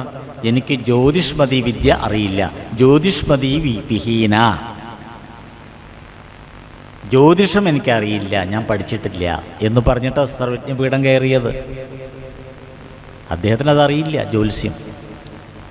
പക്ഷേ ഉത്തരേന്ത്യയിലൊക്കെ പോയി നോക്കൂ. നിങ്ങൾ എവിടുന്നാണ് വരണത് വെച്ചാൽ, ശങ്കരാചാര്യസ്വാമികളുടെ നാട്ടിൽ നിന്നാണോ, ആദിശങ്കരൻ്റെ നാട്ടിൽ നിന്നാണോ വരുന്നത്, നാരായണ ഗുരുവിൻ്റെ നാട്ടിൽ നിന്നാണോ വരുന്നത് എന്നൊക്കെയാണ് ചോദിക്കുക. എന്തുകൊണ്ട് നാരായണ ഗുരുസ്വാമിയെ ലോകം മുഴുവനും അറിയുന്നു? അദ്ദേഹത്തിന് M.Tech MSc ഒക്കെ കഴിഞ്ഞ ആളാണോ അദ്ദേഹം? ഒന്നുമല്ല. അതുകൊണ്ടാണ് ഇന്ന് അദ്ദേഹത്തിൻ്റെ പേരിൽ വലിയൊരു സർവകലാശാല തന്നെ കേരളത്തിലുണ്ട്. ശ്രീനാരായണ സർവകലാശാല, ഓപ്പൺ യൂണിവേഴ്സിറ്റി. ഈ ബേസിക് ക്വാളിഫിക്കേഷനൊന്നുമില്ലാത്ത ശങ്കരാചാര്യരുടെ പേരിലുണ്ട് സർവകലാശാല, ആദിശങ്കരാചാര്യ സർവകലാശാല കാലടി. ഈ രാമായണം കിളിപ്പാട്ട് എഴുതിയ തുഞ്ചത്ത് ആചാര്യൻ്റെ പേരിൽ ഒരു കോളേജുണ്ട് മലപ്പുറം ജില്ലയിൽ, തുഞ്ചത്ത് എഴുത്തച്ഛൻ കോളേജ് മലയാളം സർവകലാശാല തിരൂര്. അപ്പോൾ നമ്മൾ വേണ്ട രീതിയിൽ അവരൊക്കെ ബഹുമാനിക്കുന്നു. പരാജ്ഞാനം നേടിയവരാണ് അവരെല്ലാവരും. പരാജ്ഞാനം നേടിയാൽ ലോകത്തിലെല്ലാവരും എക്കാലത്തും അവരെ പൂജിക്കും എന്ന് പറഞ്ഞ് ആ വിദ്യയുടെ 2 ഭാവങ്ങൾ അവിടെ അഗസ്ത്യ മഹർഷി സ്തുതിയിൽ വ്യക്തമാക്കി. എന്നിട്ടൊരു കാര്യം കൂടിയും പറഞ്ഞു. ത്വന്മന്ത്രോപാസകന്മാരായുള്ള ഭക്തന്മാർക്കു നിർമ്മലയായ വിദ്യ താനി സംഭവിച്ചിടും. നിർമ്മലമായിരിക്കുന്ന വിദ്യ സംഭവിക്കണമെങ്കിൽ മനസ്സ് ശുദ്ധമാവണം, ആ മനസ്സിൽ ഭക്തി ഉണ്ടാവണം. അപ്പോൾ വിദ്യ സംഭവിക്കും. അവിടെയാണ് 2 വിദ്വാൻമാരെ നമ്മുടെ മുമ്പിൽ ചരിത്രം കാണിച്ചു തരുന്നു. ചരിത്രം കാണിച്ചു തരുന്ന 2 വിദ്വാൻമാരാണ്. ഒന്ന് മേൽപ്പത്തൂർ നാരായണ ഭട്ടതിരിപ്പാട് എന്ന സംസ്കൃത വൈയാകരണ പണ്ഡിതനും കവിയും ക്രാന്തദർശിയും. മറുഭാഗത്ത് അതേ നൂറ്റാണ്ടിൽ ജീവിച്ചിരുന്ന മലപ്പുറം ജില്ലക്കാരൻ തന്നെയായ ഒരാളാണ് പൂന്താനം നമ്പൂതിരി. പൂന്താനം നമ്പൂതിരിക്ക് സംസ്കൃതം അറിയില്ല. മേൽപ്പത്തൂർ നാരായണ ഭട്ടതിരിപ്പാടിനോ സംസ്കൃതമേ അറിയൂ. ഒരിക്കൽ ഗുരുവായൂർ അമ്പലത്തിൽ വെച്ച് പൂന്താനം നമ്പൂതിരി സഹസ്രനാമം വായിക്കുകയാണ്. സഹസ്രനാമം വായിക്കുമ്പോൾ പത്മനാഭോ അമരപ്രഭു എന്നൊരു വരിയുണ്ടതിൽ. അദ്ദേഹത്തിന് അറിയില്ല, വിശ്ലേഷണം ചേർത്ത് വായിക്കണം. പത്മനാഭോ അമരപ്രഭു എന്ന് നീട്ടി വായിക്കണം. അദ്ദേഹത്തിനത് അറിയില്ല. പൂന്താനം നമ്പൂതിരി വായിച്ചത് എങ്ങനെയാണ്? പത്മനാഭോ മരപ്രഭു എന്ന് പറഞ്ഞു. തൊട്ടടുത്ത് നിന്നിരുന്ന മേൽപ്പത്തൂർ ഭട്ടതിരിപ്പാട് പറഞ്ഞു, മരപ്രഭു അല്ല, അമരപ്രഭുവാണ്. മരപ്രഭു എന്ന് പറയാൻ പാടില്ല, വ്യാകരണം തെറ്റാണ് അവിടെ. തിരുമേനിക്കെന്താ വ്യാകരണം അറിയില്ലേ? കഷ്ടം. പൂന്താനം അങ്ങനെ വായിക്കാൻ പാടുമോ എന്ന് ചോദിച്ചു. പൂന്താനത്തിന് വല്ലാത്ത വിഷമായി. അദ്ദേഹത്തിൻ്റെ കണ്ണിൽ നിന്നും കണ്ണുനീർ പുറത്തേക്ക് വന്നു. ആദ്യമായിട്ട് കരഞ്ഞു ഗുരുവായൂർ അമ്പലത്തിന് മുമ്പിൽ. ഭഗവാനെ, എനിക്കറിയില്ല, എന്നെ ആരും സഹസ്രനാമം വായിക്കാൻ പഠിച്ചിട്ടില്ല. ഞാൻ സ്വയം അങ്ങനെ പഠിച്ച് വന്നതാണ്. തെറ്റുണ്ടെങ്കിൽ തിരുവുള്ളക്കേട് ഉണ്ടാവരുതേ, ക്ഷമിക്കണേ, എന്നോട് പൊറുക്കണേ എന്ന് പറഞ്ഞ് സാഷ്ടാംഗം നമസ്കരിച്ച് എഴുന്നേറ്റപ്പോൾ ആ കരിങ്കല്ലിൽ ഒക്കെ വെള്ളം, അദ്ദേഹത്തിൻ്റെ കണ്ണുനീര്. പൂന്താനത്തിൻ്റെ ഭട്ടതിരിപ്പാട് അവിടെ ഞെളിഞ്ഞിങ്ങനെ നിന്നു. പണ്ഡിതൻ തെറ്റ് തിരുത്തി എന്നുള്ള ആ ഒരു അഹംഭാവത്തോടു കൂടി. അപ്പോൾ മേശാന്തിക്ക് ഒരു അശരീരി. മേശാന്തി വന്ന് പറഞ്ഞു, ശ്രീകോവിലിൽ നിന്നും എനിക്കൊരു അശരീരി കേട്ടു ഞാൻ. അതെന്താണ് അശരീരി ചോദിച്ചു. പറഞ്ഞു, അമരപ്രഭുവും ഞാൻ തന്നെയാണ്, മരപ്രഭുവും ഞാൻ തന്നെയാണ്. അമരപ്രഭു ഞാനാണെങ്കിൽ പിന്നെ മരപ്രഭു ആരാ? ഭട്ടതിരിപ്പാടെ. മരപ്രഭുവും ഞാൻ തന്നെയാണ്. ഭട്ടതിരിപ്പാടിന് കാര്യം മനസ്സിലായി. ഗുരുവായൂരപ്പനാണ് ആ പറഞ്ഞതെന്ന് മനസ്സിലായി. വേഗം പൂന്താനത്തിൻ്റെ കൈ പിടിച്ചു പറഞ്ഞു, ക്ഷമിക്കണം, എൻ്റെ പാണ്ഡിത്യം എന്നെ അന്ധനാക്കി എന്ന് പറഞ്ഞാൽ മതി, വിവരക്കേട് പൊറുക്കണേ എന്ന് പറഞ്ഞു. പൂന്താനം പറഞ്ഞു, അതിന് ഞാനൊന്നും ചെയ്തില്ലല്ലോ, എനിക്കൊന്നും അറിയില്ലല്ലോ. അല്ല, അങ്ങ് എന്നെക്കാട്ടിലും വലിയ പണ്ഡിതനാണ്. ഇവിടെയാണ് യഥാർത്ഥത്തിൽ ഭക്തി ആ മനസ്സിലുണ്ടെങ്കിൽ പാണ്ഡിത്യം വഴിമാറും. ഭക്തി മനസ്സിലുണ്ടായാൽ മതി. അതുകൊണ്ടാണ് മീരാബായിയെ പോലെയുള്ളവർ, മീരാബായി വൃന്ദാവനത്തിൽ വലിയൊരു പണ്ഡിതൻ വന്നു. ആ പണ്ഡിതൻ്റെ പേരാണ് ജീവ് ഗോസ്വാമി. ജീവ് ഗോസ്വാമി. ഞാനവിടെ പോയിട്ടുണ്ട്. വളരെ ഭാഗ്യം കിട്ടി വൃന്ദാവനത്തിൽ. അപ്പോൾ അവിടെ ചെന്നപ്പോൾ ഈ ജീവ് ഗോസ്വാമി വന്നിട്ടുണ്ട്. മീരാബായിക്ക് ജീവ് ഗോസ്വാമിയെ ഒന്ന് കാണണം ഒരാഗ്രഹം. മീരാബായി അവിടെ ചെന്നപ്പോൾ ഈ ഗോസ്വാമിയുടെ ശിഷ്യന്മാർ മീരാബായിയെ തടഞ്ഞു. എന്നിട്ട് പറഞ്ഞു, ജീവ് ഗോസ്വാമിയെ കാണാൻ പറ്റില്ല എന്ന് പറഞ്ഞു. ദേഖ് നഹീ സക്താ ഹേ, ദേഖ് നഹീ സക്കേഗാ, ഒരിക്കലും കാണാൻ പറ്റില്ല എന്ന് പറഞ്ഞു. അപ്പോൾ എന്താണ് കാരണം എന്ന് ചോദിക്കുകയാണ് മീരാബായി. അപ്പോൾ അതിന് പറയുന്ന മറുപടി ആപ്പ് സ്ത്രീ ഹേ എന്നാണ്. താങ്കൾ അങ്ങ് ഒരു സ്ത്രീയാണ്. സ്ത്രീകളെ ഒരിക്കലും അദ്ദേഹം കാണാറില്ല, പുരുഷന്മാരെ മാത്രമേ കാണാറുള്ളൂ. അപ്പോൾ മീരാബായി പറഞ്ഞു, ഞാനൊരു മെസ്സേജ് തരാം, ഒരു സന്ദേശം തരാം, അതൊന്ന് ആ ഗുരുവായിരിക്കുന്ന ജീവ് ഗോസ്വാമിയെ കേൾപ്പിക്കുമോ? അപ്പോൾ പറഞ്ഞു, ആ കേൾപ്പിക്കാം. എന്താ സന്ദേശം? ആ സന്ദേശം ജീവ് ഗോസ്വാമിയുടെ അടുത്തെത്തി.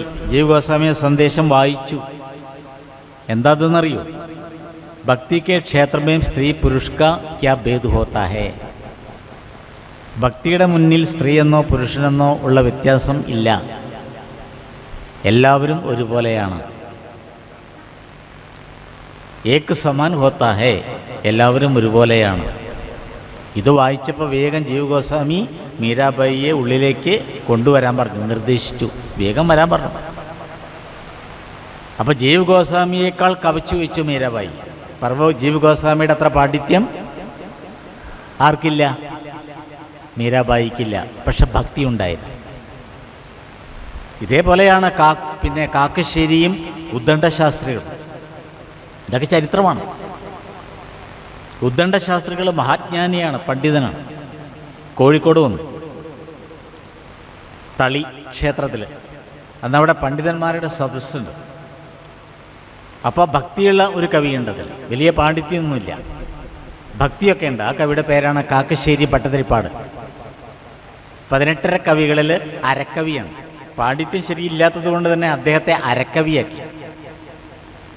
18 കവികൾ അദ്ദേഹത്തെ കൂട്ടിയിട്ടില്ല. കാക്കശ്ശേരി ഭട്ടതിരിപ്പാട് വാദം തുടങ്ങി. എന്താ വാദം?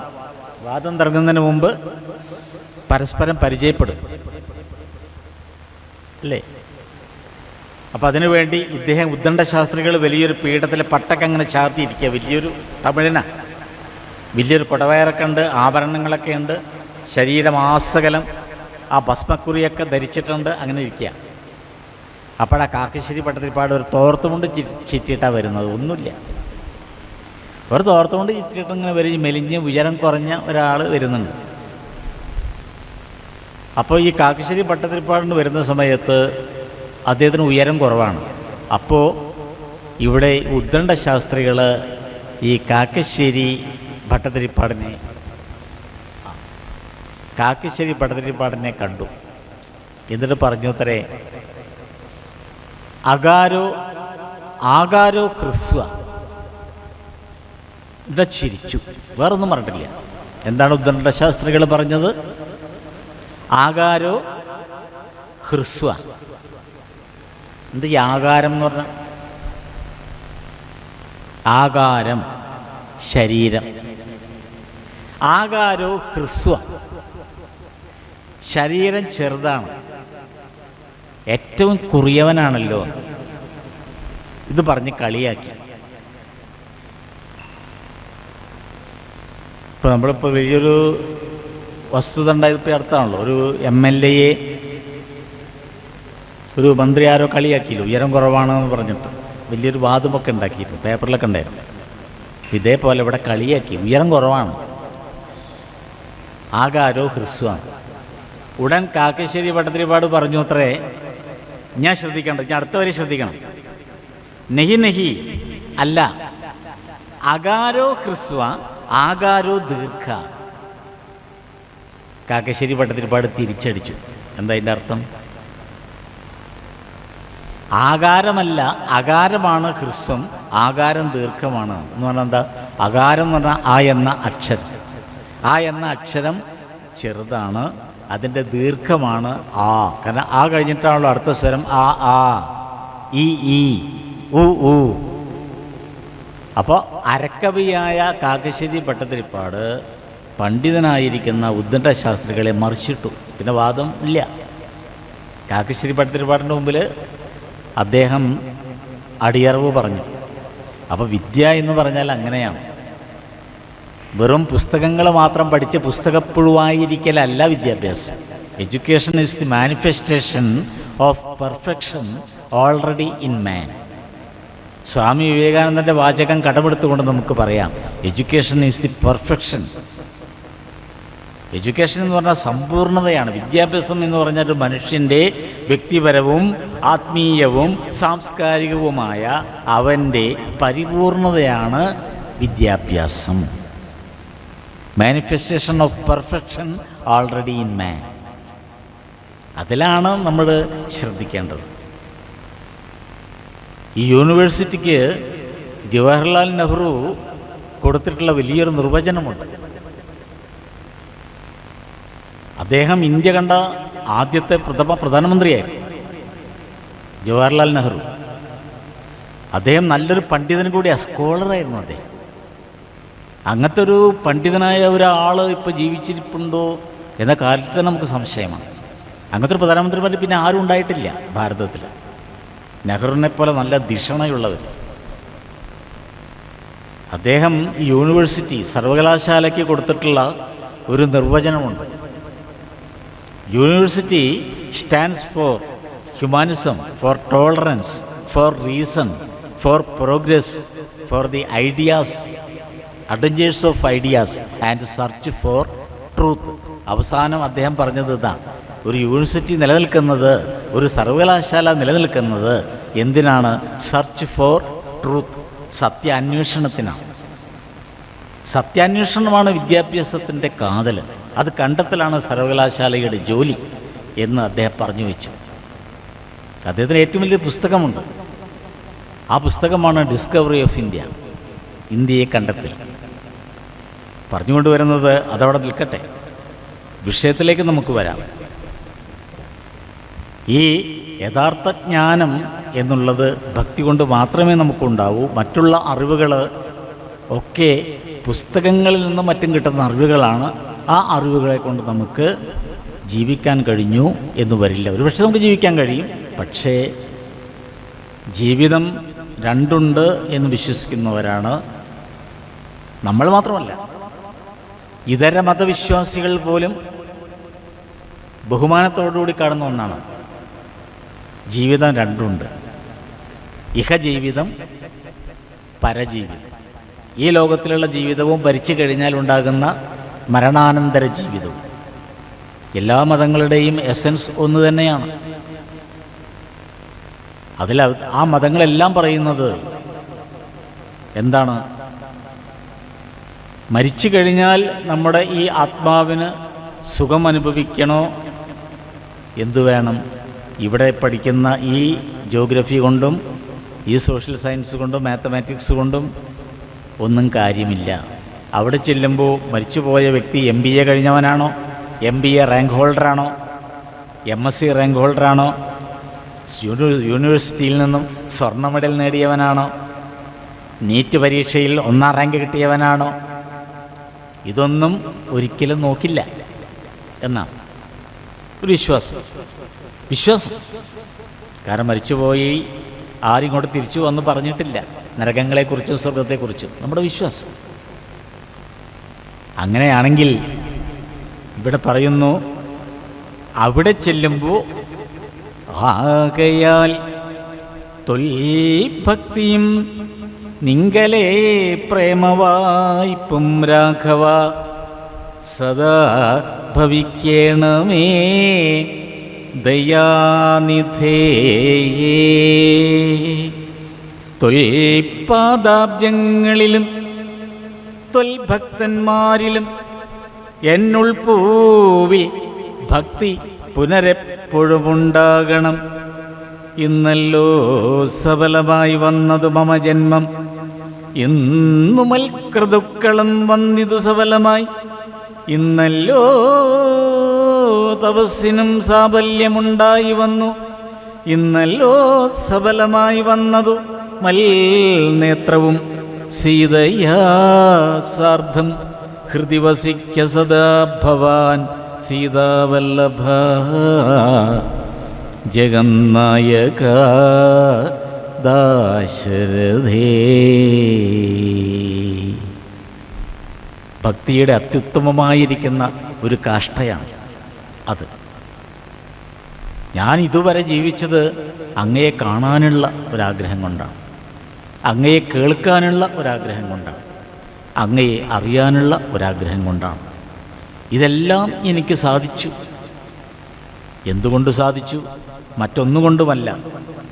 വിജ്ഞാനമെന്നാൽ ഗുരുമുഖത്തിൽ നിന്നെല്ലാം കേട്ടു.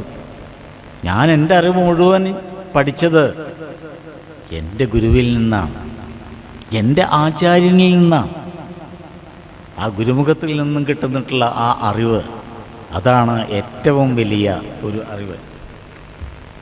പിടിച്ചോളാം.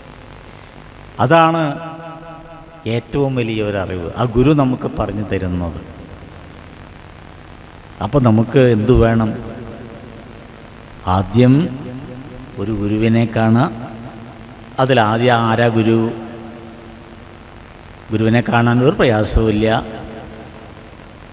ആദ്യത്തെ ഗുരു നമ്മുടെ നമ്മുടെ നമ്മുടെ അമ്മയാണ്. നാസ്തി മാതൃസമോ ഗുരു. ഏറ്റവും വലിയ ഗുരു ആരാ ചോദിച്ചാൽ നമ്മുടെ അമ്മയാണ് ഗുരു. അമ്മയിൽ നിന്നും പലതും നമ്മൾ പഠിച്ചു. ആദ്യം പഠിക്കുന്നത് എന്താ? കുട്ടിയായിരിക്കുന്ന സമയത്ത് നമുക്ക് വിശന്നു.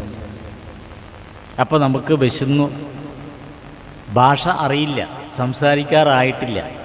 നമുക്ക് അമ്മയോട് പറയാൻ പറ്റുമോ? അമ്മേ എനിക്ക് വിശക്കുന്നു, പാല് തരൂ? പറയാൻ കഴിയില്ല. പക്ഷെ നമുക്ക് ഭഗവാൻ പഠിപ്പിച്ചു തന്നൊരു വിദ്യയുണ്ട്. ഗർഭസ്ഥ ശിശുവായിരിക്കുമ്പോൾ തന്നെ പഠിപ്പിച്ചു തന്നൊരു വിദ്യയുണ്ട്, അതറിയാം. അതെന്താ? കരയാനറിയാം. അത് ഭഗവാൻ പഠിപ്പിച്ചു തന്നു, ആ ഒരു ഒറ്റ കഴിവ് മാത്രം. അങ്ങനെ കരഞ്ഞുകൊണ്ട് ആണ് നമ്മൾ നമ്മുടെ വിശപ്പ് അമ്മയെ അറിയിക്കുന്നത്. അപ്പോൾ അമ്മയ്ക്ക് കാര്യം മനസ്സിലായി, കുട്ടി കരയുന്നുണ്ട്, അപ്പോൾ കുട്ടിക്ക് വിശക്കുന്നുണ്ട്. അപ്പോൾ അമ്മ ആ കുട്ടിക്ക് മുലപ്പാൽ കൊടുത്തു.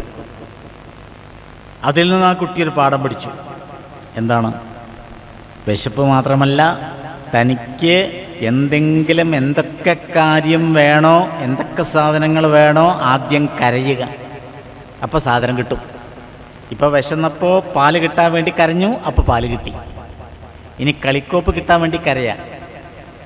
അതിന് കുട്ടി കരഞ്ഞപ്പോൾ അമ്മ കളിക്കോപ്പ് കൊടുത്തു. ആ കുട്ടി ആദ്യം പഠിച്ചത് ഗുരുവായ അമ്മയിൽ നിന്നാണ്. കരഞ്ഞാൽ എന്തും നേടാം. ഇന്നും നമ്മളെന്ത് ചെയ്യുന്നു? ആ കുട്ടി ഗർഭസ്ഥ ശിശുവായി, പിന്നെ പ്രസവിച്ചു, പിന്നെ കുട്ടി ബാല്യം, കൗമാരം, യൗവനത്തിലെത്തി, വലിയൊരു പെൺകുട്ടിയായി.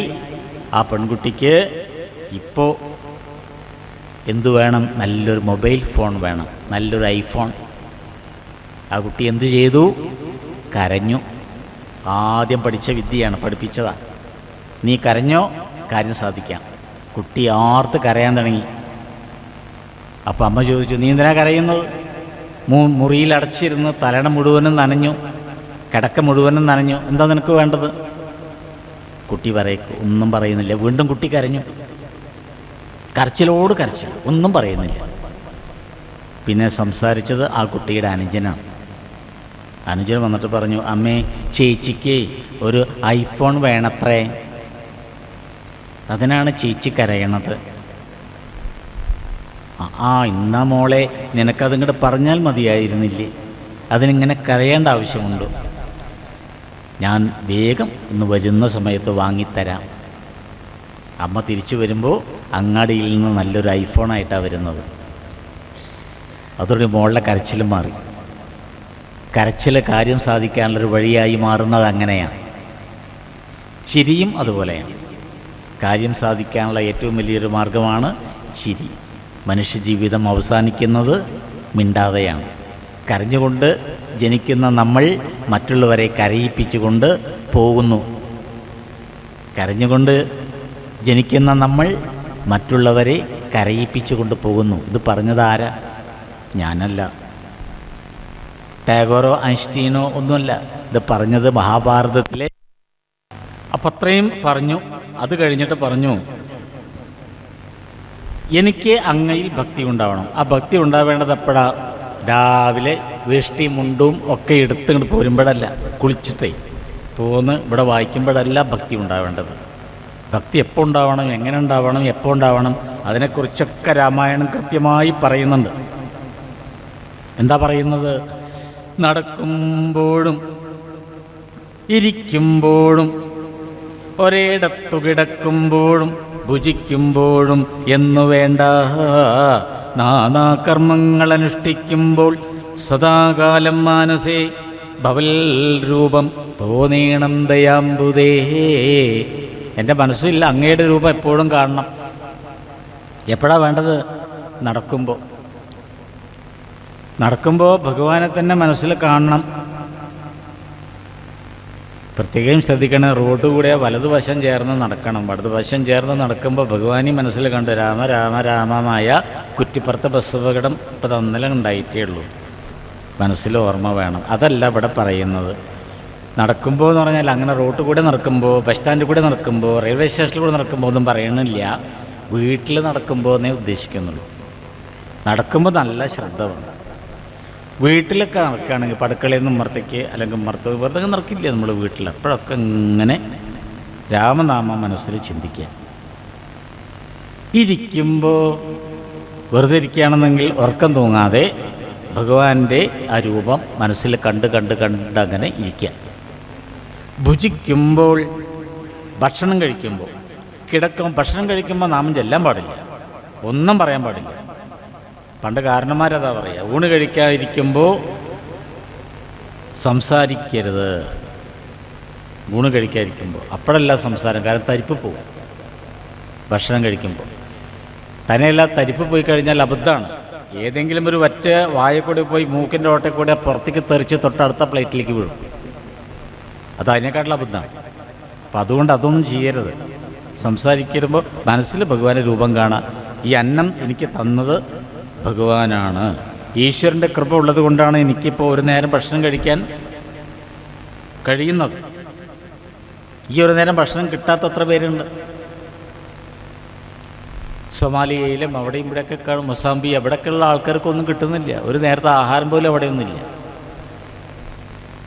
എത്ര രാജ്യങ്ങളിൽ ലോകത്തിലുണ്ട് ഒരു നേരം ഭക്ഷണം കിട്ടാതെ. ആ കാര്യത്തിലൊക്കെ നമ്മൾ ഭാഗ്യം ചെയ്തവരല്ലേ. 3 നേരം സാപ്പാട് ഇല്ലേ? നമുക്ക് ഗതിയില്ലാട്ടില്ല. നമ്മളിപ്പോൾ ക്ഷേത്ര ദർശനം പറഞ്ഞു, ക്ഷേത്രത്തിലൊക്കെ ഭക്ഷണമുണ്ട്, നമ്മൾ ഭക്ഷണം കഴിക്കാൻ പറ്റും.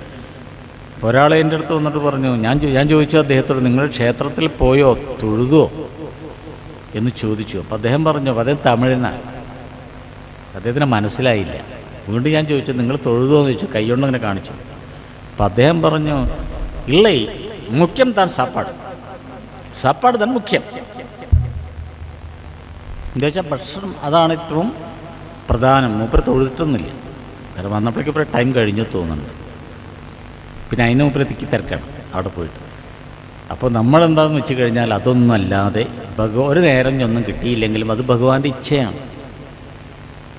ഭക്ഷണം കഴിച്ചു കിട്ടി, അത് ഭഗവാനെ മനസ്സിൽ സ്മരിക്കുക. അതുകൊണ്ട് പണ്ടൊക്കെ പ്രാർത്ഥിച്ചിട്ട് ഊണ് കഴിക്കുന്ന ഒരു പതിവുണ്ടായിരുന്നു ഇല്ലേ? ഭക്ഷണം വിളമ്പി തന്നു കഴിഞ്ഞാൽ ആ ഭക്ഷണത്തിന് മുമ്പിൽ അന്നദേവതയെ പ്രാർത്ഥിക്കും. അന്നാത് ഭവന്തി ഭൂതാനി പർജന്യാത് അന്നസംഭവ യജ്ഞാൽ ഭവതി പർജന്യോ യജ്ഞകർമ്മസമുദ്ഭവ എന്നൊക്കെ പറഞ്ഞ് ഭഗവാനെ സ്തുതിച്ചിട്ടാണ്. സമാനീവ ആകൂതി സമാനാ ഹൃദയാനിവ സമാനവസ്തു മനോ യഥാ വസ്തു സഹാസതി. ഓം ശാന്തി ശാന്തി ശാന്തി ഇതൊക്കെ പ്രാർത്ഥിച്ചിട്ടാണ് ഭക്ഷണം കഴിക്കാറുണ്ടായിരുന്നത്. ചുരുക്കി പറഞ്ഞ ഒരു 3 മിനിറ്റ് സമയം പ്രാർത്ഥനയ്ക്ക് വേണ്ടി ചിലവാക്കും. ഇന്ന് അതല്ല. വിവാഹത്തിനും മറ്റും പോയി കഴിഞ്ഞാൽ ആദ്യം ഒക്കെ വയ്ക്കുന്ന വിളമ്പുന്നൊരു പരിപാടിയുണ്ട്. അവിയൽ, കൂട്ടുകറി, കാളൻ, ഓലൻ, ഉപ്പേരി, പപ്പടമൊക്കെ വിളമ്പി കഴിഞ്ഞിട്ട് ആ ടീം മാനേജറിൻ്റെ വന്നിട്ട് ആ മെയിൻ സ്വിച്ച് ഇങ്ങോട്ട് ഓൺ ചെയ്യും എന്നാണ്. ഞാനാ വലിയ കാര്യക്കാരൻ എന്നുണ്ട്. അത് ഓണോട് ചെയ്തതോടുകൂടി പപ്പടത്തിൻ്റെ വഴിക്കാണ്ട് പോവും, ഉപ്പേരിയുടെ വഴിക്കാണ്ട് പോവും, ഒക്കെ പോവും. പിന്നെ വരുന്ന സമയത്ത് രണ്ടാമത് കൊഴിഞ്ഞു പോയ പപ്പടം എടുക്കാൻ പറ്റും, ഒക്കെ പൊട്ടിപ്പൊളിഞ്ഞ് പോയിട്ടുണ്ടാവും. എന്നിട്ട് ആദ്യം നമ്മൾ ഇരുന്ന് കഴിഞ്ഞാൽ ചോറ് അവസാനം വരുമ്പോഴേക്ക് ഇതൊക്കെ കഴിച്ചിട്ടുണ്ടാവും. ഈ വിഭവങ്ങളൊക്കെ കഴിച്ച് കഴിഞ്ഞിട്ടുണ്ടാവും.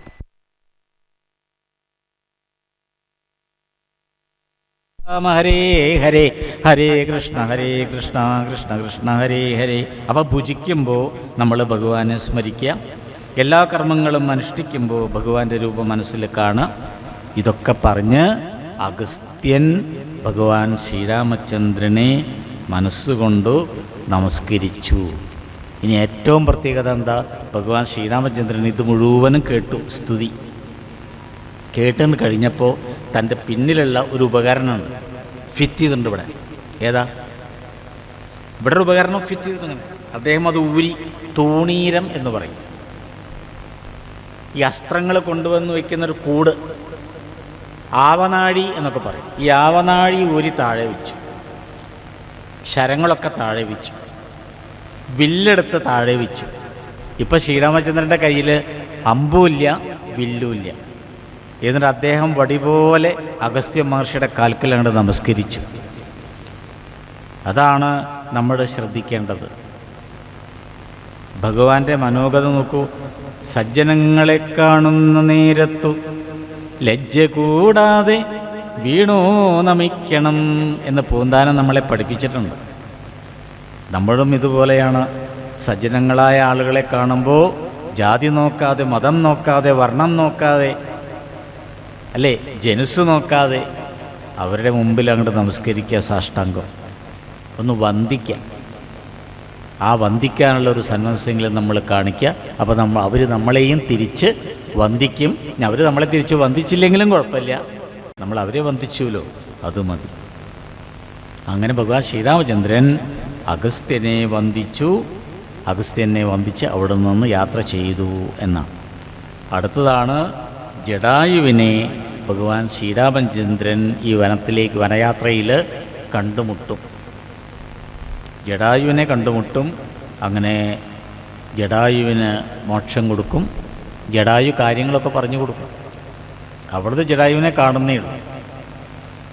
വനയാത്രയിൽ ജടായു വിവരങ്ങളൊക്കെ പറഞ്ഞു കൊടുത്ത് പിന്നെ തുടർന്ന് പഞ്ചവടിയിലേക്ക് പ്രവേശിക്കും. അങ്ങനെ ആ യാത്ര ആരണ്യകാന്ഡം അങ്ങനെ മുന്നോട്ട് പോവുകയാണ്.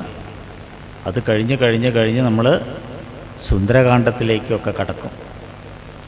കിഷ്കിന്ധാകാന്ഡത്തിലേക്ക് കടക്കും, സുന്ദരകാന്ഡത്തിലേക്ക് കടക്കും. അത് കടന്നു കഴിഞ്ഞ് യുദ്ധകാന്ഡത്തിലേക്ക് കടക്കുന്നതോടുകൂടി രാമായണം അതിൻ്റെ പരിസമാപ്തിയിൽ എത്തും.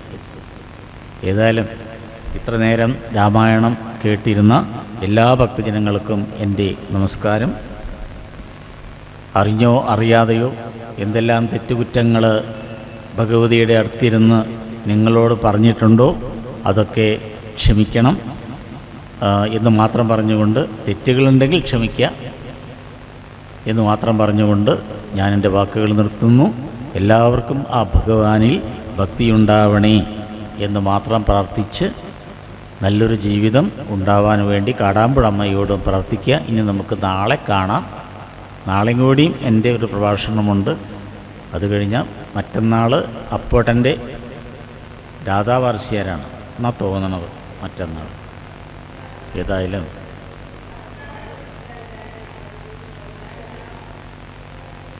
കായേന വാച മനസേന്ദ്രിയേർവ ബുദ്ധ്യാത്മനാ വാ പ്രകൃതേ സ്വഭാവാൽ കരോമി യദ്യത് സകലം പരസ്മൈ നാരായണായേതി സമർപ്പയാമി. കരചരണകൃതം വ കായജം കർമ്മജം വാ ശ്രവണനയനജം വ മാനസം വാപരാധം വിഹിതമവിഹിതം വ സർവമേതിൽ ക്ഷമസ്വ ശിവശിവകരുണാബ്ധേ. ശ്രീമഹാദേവ ശംഭോ സർവമംഗളമംഗല്യേ ശിവേ സർവാർത്ഥസാധികേ ശരണ്യേ ത്രംബകേ ഗൗരി നാരായണി നമോസ്തുതേ. സ്വസ്തി പ്രജാഭ്യ പരിപാലയന്താം ന്യായേന മാർഗേണ മഹിം മഹീശ ഗോബ്രാഹ്മണേഭ്യോ സുഖമസ്തു നിത്യം. ലോകാ സമസ്ത സുഖിനോ ഭവന്തു. ഓം ശാന്തി ശാന്തി ശാന്തി. ഹരി ഓം തത്സത്.